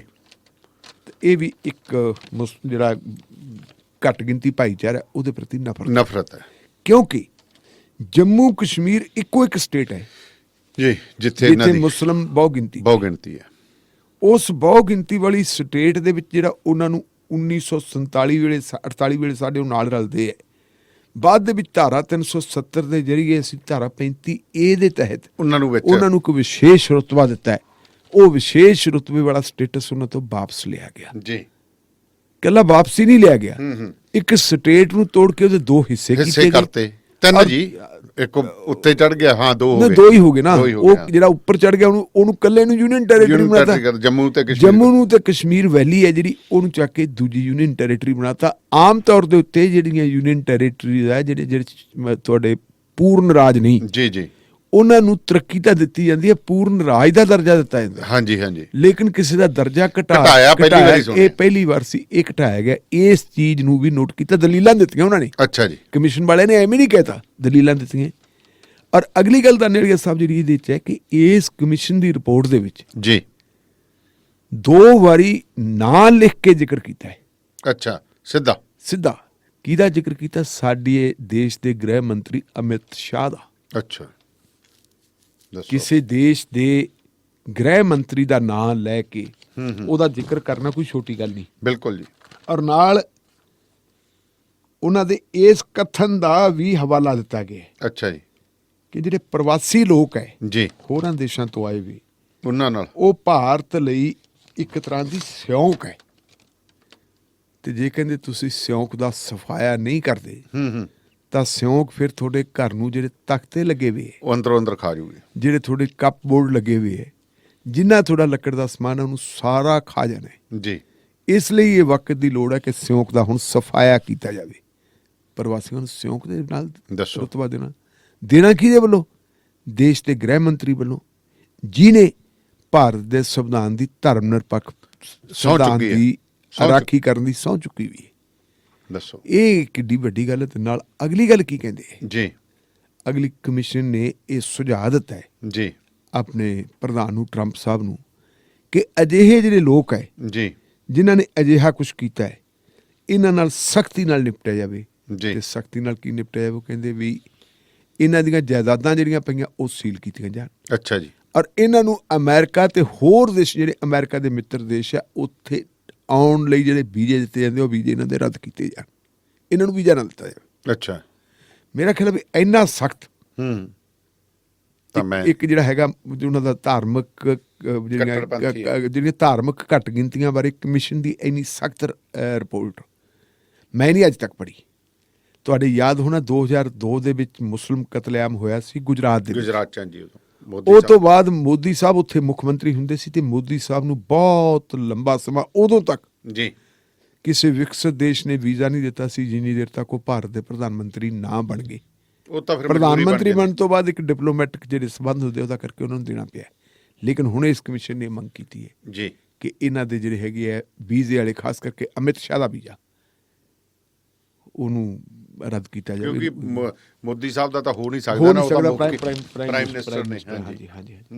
ਇਹ ਜੀ ਚਲੋ ਇਹਦੇ ਤੇ ਭਾਰਤ ਦਾ ਨਜ਼ਰੀਆ ਹੈ। ਇਹ ਕੀ ਕਹਿੰਦਾ ਫਿਰ ਭਾਰਤ ਦਾ ਜਿਹੜਾ ਹੈਗਾ ਸਾਡਾ ਵਿਦੇਸ਼ ਵਿਭਾਗ ਦਾ ਬੁਲਾਰਾ, ਉਹ ਕਹਿੰਦੇ ਇੱਕ ਵਿਸ਼ੇਸ਼ ਮਾਨਸਿਕਤਾ ਨਾਲ ਇਹ ਰਿਪੋਰਟ ਤਿਆਰ ਕੀਤੀ ਗਈ। ਅੱਛਾ ਜੀ, ਵੀ ਸਾਨੂੰ ਟਾਰਗੇਟ ਕਰ ਦੁਨੀਆ ਦੇ ਵਿੱਚ ਭਾਰਤ ਦੀ ਛਵੀ ਖਰਾਬ ਕਰਨ ਵਾਸਤੇ ਕੀਤੀ ਗਈ ਹੈ ਨਾ। ਇਹ ਤਾਂ ਇਹਨਾਂ ਦੀ ਗੱਲ ਆਪਾਂ ਮੰਨ ਲਈ, ਪਰ ਜਿਹੜਾ ਕੁਝ ਹਜੇ ਸੋਸ਼ਲ ਮੀਡੀਆ ਤੇ ਚੱਲੀ ਜਾਂਦਾ, ਹਜੇ ਇਹਨਾਂ ਦੇ ਜਿਹੜੇ ਭਾਜਪਾ ਦੇ ਵਿਧਾਇਕ ਨੇ ਉਹ ਜ਼ਹਿਰ ਉਗਲ ਰਹੇ ਨੇ ਮੁਸਲਮਾਨਾਂ ਬਾਰੇ, ਉਹਨਾਂ ਬਾਰੇ ਕੀ ਕਹੋਗੇ? ਉਹ ਤਾਂ ਬੋਲਦੇ ਨਹੀਂ, ਉਹ ਤਾਂ ਬੋਲਦੇ ਨੇ। ਤੁਸੀਂ ਦੇਖੋ ਪਿਛਲੇ ਦਿਨਾਂ ਦੇ ਵਿੱਚ ਜੀ ਪ੍ਰਧਾਨ ਮੰਤਰੀ ਸਾਹਿਬ ਨੇ ਇੱਕ ਗੱਲ ਕਹੀ ਸੀ ਕਿ ਜਿਹੜਾ ਕਰੋਨਾ ਹੈ ਜੀ, ਕਰੋਨਾ ਕਿਸੇ ਦਾ ਧਰਮ ਦੇਖ ਕੇ ਨਹੀਂ ਚੁੱਪਦਾ। ਨਹੀਂ।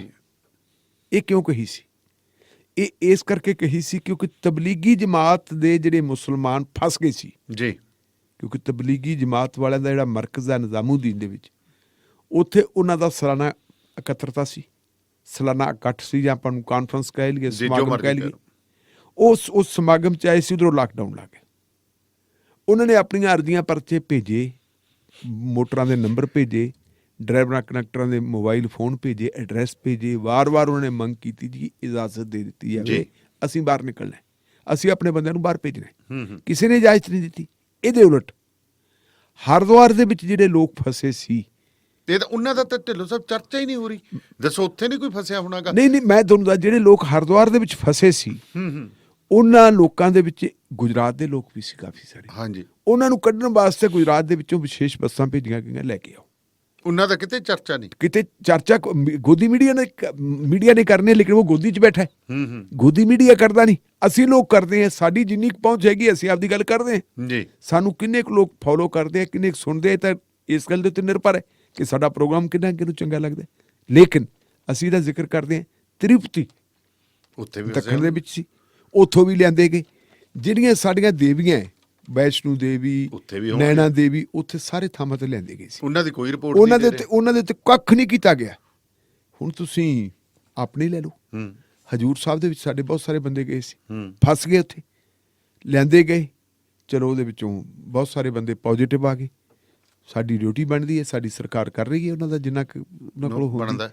ਜੇ ਕੱਲ ਨੂੰ ਇਹ ਗੱਲ ਕਹਤੇ ਵੀ ਇਹ ਤਾਂ ਕਿਉਂਕਿ ਹਜੂਰ ਸਾਹਿਬ ਗਏ ਸੀ, ਉਹਦਾ ਸਿੱਖ ਕਰਕੇ ਹੋ ਗਏ ਸ਼ੁਰੂ ਜੀ ਬੋਲਣੇ ਤਾਂ। ਮੈਂ ਸੋਸ਼ਲ ਮੀਡੀਆ ਤੇ ਇੱਕ ABP ਚੈਨਲ ਹੈਗਾ, ਉਹ ਵੀ ਲੱਗਿਆ ਖੜਾ। ਦੱਸੋ ਉਹ ਇਹ ਫਿਰ ਲੱਗਿਆ ਪਿਆ ਇਹ ਕੰਡੇ ਬੀਜਦੇ ਆ।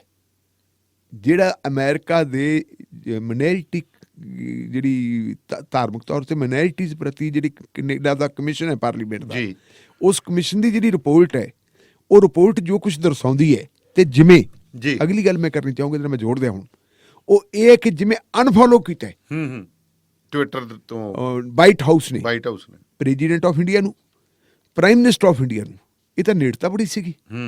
ਇਹ ਤਾਂ ਵਹਾਂ ਫੜ ਕੇ ਮਿੱਤਰੋਂ ਸੀਗੇ, ਤੇ ਮਿੱਤਰ ਜਿਹੜੇ ਹੈਗੇ ਉਹ ਅਨਫੋਲੋ ਉਹਨਾਂ ਨੇ ਕਰਤਾ। ਜੋ ਮਰਜ਼ੀ ਹੁਣ ਉਹ ਕਹੀ ਜੇ ਸਫਾਈਆਂ ਦੇਈ ਜਾਣ, ਲੇਕਿਨ ਅਨਫੋਲੋ ਜਿਹੜਾ ਕੀਤਾ ਹੋਇਆ, ਅਨਫੋਲੋ ਕਰਨ ਦਾ ਕਾਰਨ ਇਹ ਹੈ ਕਿ ਉਹਨਾਂ ਦੀ ਨੀਤੀ ਹੈ ਜਿਹੜੀ ਉਹ ਤਬਦੀਲ ਹੋ ਰਹੀ ਹੈ।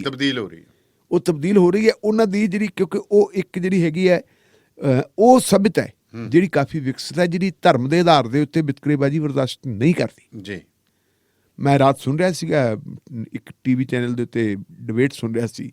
ਰਕੇਸ਼ ਸਿੰਘ ਹੈ ਭਾਰਤੀ ਜਨਤਾ ਪਾਰਟੀ ਦਾ ਬੁਲਾਰਾ। ਰਕੇਸ਼ ਸਿੰਘ ਕਹਿ ਰਿਹਾ ਸੀ, ਦੇਖੋ ਜੀ ਭਾਰਤ ਦੇ ਵਿੱਚ ਅਸੀਂ ਸਾਡੇ ਪ੍ਰਧਾਨ ਮੰਤਰੀ, ਰਾਸ਼ਟਰਪਤੀ ਵਗੈਰਾ ਸਭ ਸਹੁੰ ਚੁੱਕਦੇ ਹੈ। ਜਦੋਂ ਸਹੁੰ ਚੁੱਕਦੇ ਆ ਉਹ ਕਹਿੰਦੇ ਵੀ ਉਹ ਸੰਵਿਧਾਨ ਦੇ ਪ੍ਰਤੀ ਜਿਹੜੀ ਹੈਗੀ ਹੈ ਪ੍ਰਤਿਗਿਆ ਦੀ ਗੱਲ ਕਰਦੇ ਜੀ, ਜਾਂ ਉਹ ਆਪਦੇ ਧਰਮ ਦੀ ਗੱਲ ਕਰਦੇ ਕਿ ਅਸੀਂ ਰੱਬ ਦੇ ਨਾਂ ਦੇ ਉੱਤੇ, ਖੁਦਾ ਦੇ ਨਾਂ ਦੇ ਉੱਤੇ ਜੋ ਵੀ ਕਰਕੇ, ਪਰ ਉਹ ਕਹਿੰਦੇ ਕਿਸੇ ਧਾਰਮਿਕ ਪੁਸਤਕ ਦੇ ਉੱਤੇ ਨਹੀਂ ਹੱਥ ਧਰਦੇ। ਉਹਨੇ ਓਬਾਮਾ ਸਾਹਿਬ ਦਾ ਦਿੱਤਾ ਹਵਾਲਾ, ਜੀ ਜੀ, ਟਰੰਪ ਸਾਹਿਬ ਦਾ ਹਵਾਲਾ ਦਿੱਤਾ ਕਿ ਦੋਨਾਂ ਨੇ ਬਾਈਬਲ ਦੇ ਉੱਤੇ ਹੱਥ ਰੱਖ ਕੇ ਆਪਣੇ ਅਹੁਦੇ ਦੀ ਕਸਮ ਲਈ ਸੀ। ਇਸ ਕਰਕੇ ਕਹਿੰਦੇ ਇਹਨਾਂ ਨੂੰ ਤਾਂ ਹੱਕ ਹੀ ਨਹੀਂ ਹੈ ਜੀ। ਇਹ ਭਾਰਤ ਬਾਰੇ ਗੱਲ ਕਿਉਂ ਕਰਦੇ? ਅਸੀਂ ਬਿਲਕੁਲ ਗੱਲ ਕਨਸਟੀਟਿਊਸ਼ਨ ਦੀ ਕਰਦੇ ਹਾਂ, ਲੇਕਿਨ ਕਨਸਟੀਟਿਊਸ਼ਨ ਦੀ ਪਾਲਣਾ ਕਿੱਥੇ ਕਰਦੇ? ਪਾਲਣਾ ਤਾਂ ਹੋ ਹੀ ਨਹੀਂ ਰਹੀ ਸਭ, ਬਿਲਕੁਲ ਹੀ ਨਹੀਂ ਹੋ ਰਹੀ ਪਾਲਣਾ ਕਿੱਥੇ ਕਰਦੀ? ਤੇ ਜੇ ਸਿੱਖਾਂ ਪ੍ਰਤੀ ਵੀ ਇਹਨਾਂ ਨੇ ਇਹੀ ਗੱਲ ਕਰਨੀ ਸ਼ੁਰੂ ਕਰ ਦਿੱਤੀ, ਹਾਲਾਂਕਿ ਨਾਰਾਜ਼ਗੀ ਤਾਂ ਸਿੱਖਾਂ ਨੂੰ ਹੋਣੀ ਚਾਹੀਦੀ ਹੈ। ਪੰਜਾਬ ਦੀ ਸਰਕਾਰ ਨੂੰ ਨਾਰਾਜ਼ਗੀ ਹੋਣੀ ਚਾਹੀਦੀ ਹੈ ਕਿ ਸਾਡੇ ਬੰਦੇ ਉੱਥੇ ਕਿੰਨੇ ਲੰਬੇ ਸਮੇਂ ਤੋਂ, ਮਹੀਨਿਆਂ ਦਾ ਉੱਪਰ ਹੋ ਗਏ ਬੈਠੇ, ਉਹਨਾਂ ਦੀ ਤੁਸੀਂ ਜਿਹੜੀ ਉਹਨਾਂ ਦੀ ਮੈਡੀਕਲ ਅਸਿਸਟੈਂਸ ਵਗੈਰਾ ਜਿਹੜੀ ਦੇਣੀ ਬਣਦੀ ਸੀ ਦਿੱਤੀ ਕਿਉਂ ਨਹੀਂ? ਇਹ ਠੀਕ ਹੈ, ਬਾਬਾ ਬਲਵਿੰਦਰ ਸਿੰਘ ਦਾ ਆ ਗਿਆ ਕਿ ਜੀ ਹਾਂ ਮਹਾਰਾਸ਼ਟਰ ਦੀ ਸਰਕਾਰ ਨੇ ਉਹਨਾਂ ਦਾ ਚੈੱਕਅਪ ਕੀਤਾ। ਇਹਦਾ ਮਤਲਬ ਚੈੱਕਅਪ ਜ਼ਰੂਰ ਕੀਤਾ ਹੋਊਗਾ, ਕਾਗਜ਼ਾਂ ਪੱਤਰਾਂ 'ਚ ਕਰਤਾ ਹੋਊ, ਅਮਲੀ ਤੌਰ ਤੇ ਨਹੀਂ ਕੀਤਾ ਹੁੰਦਾ। ਨਹੀਂ ਤਾਂ ਗੱਲ ਕੀ ਹੋਈ ਹੈ, ਕਿੰਨੀ ਕੁ ਦੂਰ ਹੈ? 1000 ਕਿਲੋਮੀਟਰ ਬਠਿੰਡੇ ਤੱਕ, ਤਾਂ ਇੱਥੋਂ ਤੱਕ 1000 ਕਿਲੋਮੀਟਰ, ਤੇ 1000 ਕਿਲੋਮੀਟਰ ਚ ਆਉਂਦੇ ਕਿੰਨੇ ਬੰਦੇ ਹੋ ਗਏ? ਕਿੰਨੇ ਬੰਦੇ ਹੋ ਗਏ ਹੁਣ ਤੱਕ? 84 ਬੰਦੇ ਹੈ ਜੀ ਜਿਹੜੇ ਇਨਫੈਕਟਡ ਪਾਏ ਗਏ। ਕੋਈ ਛੋਟਾ ਅੰਕੜਾ ਨਹੀਂ ਹੈਗਾ। ਪਰ ਇਹ ਹੈ ਵੀ ਸਾਡੇ ਨਾਲ ਪੰਗਾ 84 ਚ ਵੀ ਲਿਆ ਸੀ। 84 ਤੋਂ ਬਾਅਦ ਜਿਹੜਾ ਫਿਰ ਪਤਾ ਲੱਗ ਗਿਆ ਸੀ ਥੋੜਾ ਜਿਹਾ ਕਿ ਇਹ ਪੰਜਾਬੀ ਕਿਸੇ ਹੋਰ ਹੀ ਮਿੱਟੀ ਦੇ ਬਣੇ ਹੋਏ। ਤੇ ਜਿਵੇਂ ਜਿਵੇਂ ਹੁਣ ਫਿਰ ਦੁਨੀਆ ਦੇ ਹਾਲਾਤ ਬਦਲ ਰਹੇ ਹੈ, ਉਹ ਬਦਲੇ ਹੋਏ ਹਾਲਾਤਾਂ ਦੇ ਵਿੱਚ ਤਾਂ ਫਿਰ ਇਹ ਆਪਦੇ ਵਾਸਤੇ ਟੋਏ ਪੱਟਣ ਵਾਲੀ ਗੱਲ ਕਰ ਰਹੇ। ਸੋ ਇਹ ਜਿਵੇਂ ਹੁਣ ਤੁਸੀਂ ਜ਼ਿਕਰ ਕੀਤਾ ਸੀ, ਯੂਪੀ ਦੇ ਵਿੱਚ ਕੀ ਹੋ ਰਿਹਾ? ਯੂਪੀ ਦੇ ਵਿੱਚ ਇੱਕ ਮੁਸਲਮਾਨ ਹੈ ਜੀ। ਯੂਪੀ ਦੇ ਵਿੱਚ ਆਬਾਦੀ ਤੁਹਾਨੂੰ ਪਤਾ ਵੀ ਉੱਥੇ ਕਿਤੇ ਹਿੰਦੂ ਆਬਾਦੀ ਬਹੁ ਗਿਣਤੀ 'ਚ ਹੈ, ਕਿਤੇ ਮੁਸਲਿਮ ਬਹੁ ਗਿਣਤੀ 'ਚ ਹੈ। ਉੱਥੇ ਬਦਕਿਸਮਤੀ ਹੈ। ਉੱਥੇ ਇੱਕ ਮੁਸਲਮਾਨ ਆਉਂਦਾ ਹੈ, ਉਹ ਇੱਕ ਮਹੱਲੇ ਦੇ ਵਿੱਚ ਫਲ ਵੇਚਦਾ ਹੈ ਜੀ। ਉਹਨੂੰ ਸਥਾਨਕ MLA ਪੁੱਛਦਾ ਤੇਰਾ ਨਾਂ ਕੀ ਹੈ? ਉਹ ਜਿਹੜਾ ਫਲ ਵਿਕਰੇਤਾ ਹੈ ਕਹਿੰਦਾ ਜੀ ਮੇਰਾ ਨਾਂ ਰਾਜ ਕੁਮਾਰ ਹੈ ਜੀ। ਨਾ ਰਾਜ ਕੁਮਾਰ ਨਹੀਂ, ਤੇਰਾ ਨਾਂ ਕੁਛ ਹੋਰ ਹੈ, ਤੂੰ ਦੱਸ। ਉਹਦਾ ਨਹੀਂ ਜੀ ਰਾਜ ਕੁਮਾਰ। ਨਾਲ ਉਹਦਾ ਬੇਟਾ ਹੈ, ਬੱਚਾ ਛੋਟੀ ਉਮਰ ਦਾ। ਬੱਚੇ ਨੂੰ ਡਾਂਟਣ ਲੱਗ ਗਿਆ ਕਿ ਵੇਖ ਤੇਰੇ ਪਿਓ ਨੇ ਤਾਂ ਮਰਨੇ ਹੀ ਮਰਨੇ, ਇਹਨੂੰ ਤਾਂ ਮਾਰਨੇ। ਇਹ ਬੰਦਾ ਦੱਸਦਾ ਨਹੀਂ ਇਹ ਮੁਸਲਮਾਨ ਹੈ। ਤੂੰ ਦੱਸ ਵੀ ਇਹਦਾ ਸਹੀ ਨਾਂ ਕੀ ਹੈ? ਜੇ ਤੂੰ ਸੱਚ ਬੋਲ ਦੇਗਾ ਤੇ ਤੇਰੇ ਪਿਓ ਨੂੰ ਛੱਡ ਦੇਗੀ। ਦੱਸ ਬੱਚੇ ਤੇ ਹੁਣ ਜਦੋਂ ਬੱਚੇ ਨੂੰ ਇਹ ਕਹਿਣਾ ਕਿ ਤੇਰੇ ਪਿਓ ਦੀ ਜਾਨ ਤਾਂ ਬਚਦੀ ਹੈ ਜੇ ਤੂੰ ਦੱਸੇਗਾ ਤਾਂ ਤੇਰੇ ਪਿਓ ਦਾ ਅਸਲ ਨਾਂ ਕੀ ਹੈ, ਤਾਂ ਉਹ ਬੱਚੇ ਦਾ ਕੁਦਰਤੀ ਤੌਰ ਤੇ ਬਾਪ ਦੇ ਨਾਲ ਜਿਹੜਾ ਸਨੇਹ ਹੁੰਦਾ ਬੰਦੇ ਦਾ, ਉਹ ਹੁੰਦਾ। ਉਹ ਕਹਿੰਦਾ ਹਾਂਜੀ ਠੀਕ ਹੈ ਮੈਂ ਦੱਸ ਦਿੰਦਾ। ਕਹਿੰਦੇ ਦੱਸ ਕੀ ਨਾਂ ਕੀ ਹੈ? ਉਹਨੇ ਦੱਸਤਾ ਜੀ ਨਾਲ ਦੀ ਨਾਲ ਹੀ। ਕਹਿੰਦਾ ਜੀ ਮੇਰੇ ਬਾਪ ਦਾ ਨਾਂ ਤਾਂ ਜਿਹੜਾ ਹੈਗਾ ਮੁਸਲਿਮ ਹੈ, ਰਹੀਮੂਦੀਨ ਹੈ। ਰਹੀਮੂਦੀਨ ਖਾਨ ਹੈ। ਅੱਛਾ, ਫਿਰ ਉਸ ਬੰਦੇ ਨੂੰ ਪੈ ਗਿਆ, ਉਹਨੂੰ ਦਬਲਿਆ ਪੂਰਾ ਵੀ ਤੂੰ ਰਹੀਮੂ ਖਾਨ ਬਣਿਆ ਰਾਜਕੁਮਾਰ ਹੈ, ਤੂੰ ਇੱਥੇ ਲੈਣ ਕੀ ਹੈ ਸਾਡੀ ਗਲੀ 'ਚ? ਮੁੜ ਕੇ ਇਸ ਪਾਸੇ ਨਹੀਂ ਆਉਣਾ। ਇਹ ਧਮਕੀ ਦਿੱਤੀ ਹੈ। ਇੱਦਾਂ ਹੀ ਸਬਜ਼ੀ ਵੇਚਣ ਵਾਲਿਆਂ ਨੂੰ, ਇੱਕ ਹੋਰ ਹੈ ਸੁਰੇਸ਼ ਤਿਵਾੜੀ MLA ਜੀ, ਉਹਨੇ ਇੱਕ ਸਬਜ਼ੀ ਵੇਚਣ ਵਾਲੇ ਨੂੰ ਕਿਹਾ ਸੀ ਵੀ ਤੂੰ ਨਹੀਂ ਆਉਣੀ। ਹੁਣ ਪ੍ਰਧਾਨ ਮੰਤਰੀ ਸਾਹਿਬ ਨੇ ਇਹ ਤਾਂ ਕਹਿਤਾ ਜੀ ਕਰੋਨਾ ਜਿਹੜਾ ਹੈਗਾ ਇਹ ਧਰਮ ਵੇਖ ਕੇ ਨਹੀਂ ਆਉਂਦਾ। ਤਬਲੀਗੀ ਜਮਾਤ ਤੋਂ ਗੱਲ ਸ਼ੁਰੂ ਕੀਤੀ, ਹਾਂਜੀ ਧਰਮ ਦੇਖ ਕੇ ਨਹੀਂ ਆਉਂਦਾ। ਇਹ ਕਿਹਾ ਕਿਉਂ ਕਿਹਾ? ਇਹ ਇਸ ਕਰਕੇ ਕਿਹਾ ਜੋ ਕੁਛ ਇੱਥੇ ਕਹਿ ਰਹੇ ਸੀ, ਜੀ ਜਦੋਂ UAE ਦੇ ਵਿੱਚ ਜਾ ਕੇ ਇਹ ਕੁਛ ਕਹਿਣਾ ਸ਼ੁਰੂ ਕਰਤਾ। ਜਿਹੜੀ ਉੱਥੋਂ ਦੀ ਸ਼ਹਿਜ਼ਾਦੀ ਹੈ, ਬੜੀ ਪੜ੍ਹੀ ਲਿਖੀ ਕੁੜੀ ਹੈ, ਮੈਂ ਉਹਦੀ ਇੰਟਰਵਿਊ ਸੁਣੀ। ਉਹ ਸ਼ਹਿਜ਼ਾਦੀ ਨੇ ਕਿਹਾ ਕਿ ਸਾਡਾ ਦੇਸ਼ ਅਲਾਓ ਨਹੀਂ ਕਰਦਾ ਕਿ ਧਾਰਮਿਕ ਆਧਾਰ ਦੇ ਉੱਤੇ ਤੁਸੀਂ ਕਿਸੇ ਬੰਦੇ ਦੇ ਖਿਲਾਫ ਟਿੱਪਣੀ ਕਰੋ। ਹਾਂ। ਉਹ ਵੀ ਸਾਡੇ ਧਰਮ ਨਾਲੇ ਗਾਂ। ਹਾਂ, ਤੁਹਾਨੂੰ ਕਹਿੰਦੀ ਇਸਲਾਮੋਫੋਬੀਆ ਹੋਇਆ ਵੈ। ਇੱਥੇ ਆ ਕੇ ਤੁਸੀਂ ਕਰੋਗੇ, ਤੁਹਾਨੂੰ ਯਾਦ ਰੱਖਣਾ ਚਾਹੀਦਾ ਕਿ ਤੁਹਾਡਾ ਬਹੁਤ ਕੁਝ ਦਾਅ ਤੇ ਲੱਗਿਆ ਹੋਇਆ ਜੀ। ਅਸੀਂ ਕਿਸੇ ਤੋਂ ਮੁਫਤ ਕੰਮ ਨਹੀਂ ਕਰਾਉਂਦੇ। ਜੇ ਕੋਈ ਇੱਥੇ ਆ ਕੇ ਕੰਮ ਕਰਦਾ ਤਾਂ ਉਹਦੇ ਬਦਲੇ ਪੈਸੇ ਦਿੱਤੇ ਜਾਂਦੇ। ਜੇ ਤੁਸੀਂ ਇੱਥੇ ਅਜਿਹਾ ਕਰੋਗੇ ਤਾਂ ਫਿਰ ਤੁਹਾਨੂੰ ਭੁਗਤਣਾ ਪਊਗਾ ਜੀ। ਜਦੋਂ ਉਹਨੇ ਡਾਂਟ ਮਾਰੀ ਤੇ ਫਿਰ ਡਾਂਟ ਮਾਰਨ ਤੋਂ ਫੌਰਨ ਬਾਅਦ ਫਿਰ ਨਾਲ ਦੀ ਨਾਲ ਹੀ ਸਾਰਾ ਕੁਝ ਪੱਧਰ ਬਣ ਗਈ ਜੀ। ਫਿਰ ਪ੍ਰਧਾਨ ਮੰਤਰੀ ਸਾਹਿਬ ਵੀ ਇਹ ਕਹਿਣ ਲੱਗੇ, ਲੇਕਿਨ ਅੰਦਰਲੇ ਪਾਸੇ ਤਾਂ ਸਾਰਾ ਕੁਝ ਜਾਰੀ ਹੈ। ਉਹ ਸਾਰਾ ਕੁਝ ਜਿਹੜਾ ਪਹਿਲਾਂ ਕਹਿੰਦੇ ਸੀ ਉਹੀ ਜਾਰੀ ਹੈ, ਜਿਹੜਾ ਇਸ ਕਮਿਸ਼ਨ ਦੀ ਰਿਪੋਰਟ ਵਿੱਚ ਕਿਹਾ ਹੈ ਜੀ। ਸੋ ਗੱਲ ਜਿਹੜੀ ਹੈਗੀ ਹੈ ਬੜੇ ਖਤਰਨਾਕ ਜਿਹੜੀ ਹੈਗੀ ਹੈ ਮੋੜ ਤੇ ਪਹੁੰਚ ਗਈ ਹੈ। ਇਹ ਦੇਸ਼ ਦੀ ਜਿਸ ਢੰਗ ਦੇ ਨਾਲ ਦੇਸ਼ ਨੂੰ ਚਲਾਉਣ ਦੀ ਗੱਲ ਕਰ ਰਹੇ, ਭਾਰਤ ਜਿਹੜਾ ਹੈਗਾ ਕਨਸਟੀਟਿਊਸ਼ਨ ਦੇ ਮੁਤਾਹਿਤ ਚੱਲਣ ਵਾਲਾ ਦੇਸ਼ ਹੈ ਜੀ। ਕਨਸਟੀਟਿਊਸ਼ਨ ਸਾਡੇ ਕੋਲ ਹੈਗਾ, ਕਨਸਟੀਟਿਊਸ਼ਨ ਮੁਤਾਬਕ ਚਲਾਵੇ, ਕਿਸੇ ਨੂੰ ਕੋਈ ਪ੍ਰਵਾਹ ਨਹੀਂ। ਲੇਕਿਨ ਜਦੋਂ ਕਨਸਟੀਟਿਊਸ਼ਨ ਦੇ ਉੱਤਰ ਦੇ ਖਿਲਾਫ ਅਸੀਂ ਤੁਰਾਂਗੇ ਜੀ ਤਾਂ ਫਿਰ ਤੁਸੀਂ ਇਹ ਮੰਨ ਲਓ ਕਿ ਅਸੀਂ ਆਪਣੇ ਲਈ ਟੋਏ ਪੁੱਟ ਰਹੇ ਹਾਂ। ਬਿਲਕੁਲ ਜੀ, ਬਿਲਕੁਲ। ਔਰ ਇਹ ਮੁਲਕ ਜਿਹੜਾ ਡਿਸਇੰਟਾਗ੍ਰੇਟ ਹੋਣ ਵੱਲ ਨੂੰ ਵਧੂਗਾ। ਬਿਲਕੁਲ ਢਿੱਲੋਂ ਸਾਹਿਬ, ਜਿਹੜੀ ਇੰਟਰਗ੍ਰੇਟ, ਪਰ ਗੱਲ ਹੈਰਾਨੀ ਦੀ ਹੈ ਕਿ ਜੇਕਰ ਆਪਾਂ ਗੱਲ ਉਹੀ ਹੈ ਕਿ ਮੀਡੀਆ ਜਿਹੜਾ ਗੋਦੀ ਮੀਡੀਆ, ਜਦ ਮੈਂ ਤਾਂ ਸਿੱਧੀ ਗੱਲ ਕਹਾਂ ਪਤਾ ਨਹੀਂ ਹੁਣ ਗੋਦੀ ਵੀ ਹੈ ਕਿ ਕਿਹੜਾ ਮੀਡੀਆ, ਉਹ ਤਾਂ ਸਮਝ ਤੋਂ ਬਾਹਰ ਮੀਡੀਆ ਕਹਿੰਦੇ ਹੀ ਉਹਨਾਂ ਨੂੰ ਸੰਗ ਲੱਗਦੀ ਹੈ। ਕਿਤੇ ਉਹ ਕਿਤੇ ਨਹੀਂ ਦੱਸਦਾ ਕਿ ਮਹਾਰਾਸ਼ਟਰ ਤੇ ਗੁਜਰਾਤ ਦੀ ਕੀ ਸਥਿਤੀ ਹੈ। ਦੇਖੋ ਗੱਲ ਇਹ ਹੈ, ਮਹਾਰਾਸ਼ਟਰ ਦੇ ਵਿੱਚ ਸਰਕਾਰ ਜਿਹੜੀ ਬਣੀ ਹੈ ਜੀ, ਉਧਵ ਠਾਕਰੇ ਦੀ ਨੂੰ ਬਣੀ ਨੂੰ ਕਿੰਨਾ ਚਿਰ ਹੋਇਆ? ਥੋੜਾ ਹੀ ਟਾਈਮ ਹੋਇਆ ਹੈ, ਤਾਂ ਮਹੀਨੇ ਹੋਏ ਕੁਛ। ਤੇ ਉਹਦੇ ਜਿਹੜਾ ਹੈਗਾ ਸਿਰ ਦੇ ਉੱਤੇ ਤਲਵਾਰ ਵੀ ਲਟਕ ਰਹੀ ਹੈ। ਹਾਂਜੀ। ਕਿਉਂ ਲਟਕ ਰਹੀ ਹੈ ਤਲਵਾਰ? ਇਸ ਕਰਕੇ ਲਟਕ ਰਹੀ ਹੈ ਕਿਉਂਕਿ ਉਹ ਅਜੇ MLA ਨਹੀਂ ਬਣ ਸਕਦਾ। ਹਾਂਜੀ। ਇਲੈਕਸ਼ਨ ਕਮਿਸ਼ਨ ਨੇ ਸਾਰੀਆਂ ਚੋਣਾਂ ਮੁਲਤਵੀ ਕਰਤੀਆਂ, ਕਿਸੇ ਵੇਲੇ ਵੀ ਉਹਦੀ ਸਰਕਾਰ ਜਾ ਸਕਦੀ ਹੈ। ਚਲੋ ਉਹ ਆਪਣੀ ਥਾਂ ਤੇ। ਉਹ ਤੋਂ ਪਹਿਲਾਂ ਲਗਾਤਾਰ ਉੱਥੇ 15 ਸਾਲ ਸਰਕਾਰ ਕਿਹਦੀ ਰਹੀ ਹੈ ਜੀ? ਉਹ ਸਰਕਾਰ ਦੀ ਅਗਵਾਈ ਕੌਣ ਕਰਦਾ ਸੀ ਜੀ? ਭਾਰਤੀ ਜਨਤਾ ਪਾਰਟੀ ਵਾਲੇ ਜੀ। ਤੇ ਅੱਜ ਮਹਾਰਾਸ਼ਟਰ ਦੀ ਹਾਲਤ ਕੀ ਹੈ? ਨੰਬਰ 1 ਦੇ ਉੱਤੇ ਮਹਾਰਾਸ਼ਟਰ ਦੇ ਵਿੱਚ ਮਤਲਬ ਜਿਹੜੀਆਂ ਮੌਤਾਂ ਹੋ ਰਹੀਆਂ ਨੇ।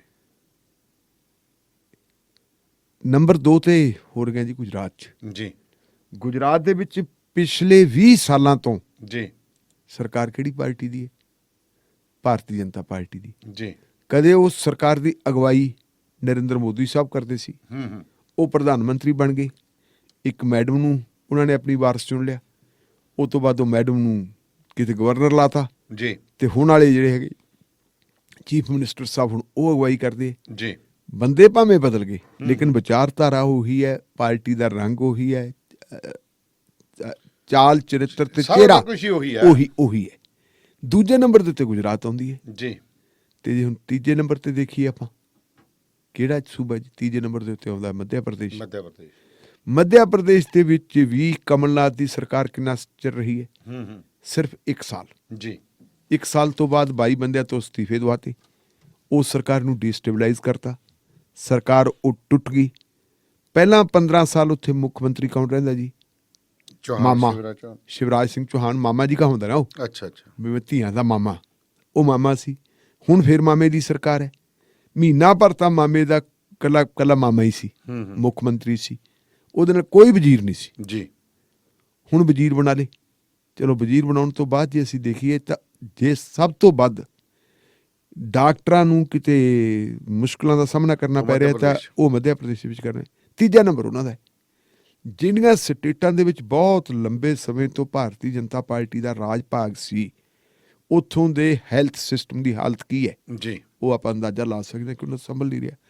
ਇਹ ਸਵਾਲ ਕੀਤਾ ਜਾ ਸਕਦਾ ਕਿ ਜੇ ਦੁਨੀਆ ਦੇ ਵਿੱਚ ਅਮਰੀਕਾ ਦੀ ਵੀ ਹੈਲਥ ਸਿਸਟਮ ਜਿਹੜਾ ਗੜਬੜ 'ਚ ਹੈ ਤਾਂ ਭਾਰਤ ਦਾ ਤਾਂ ਹੋਊਗਾ।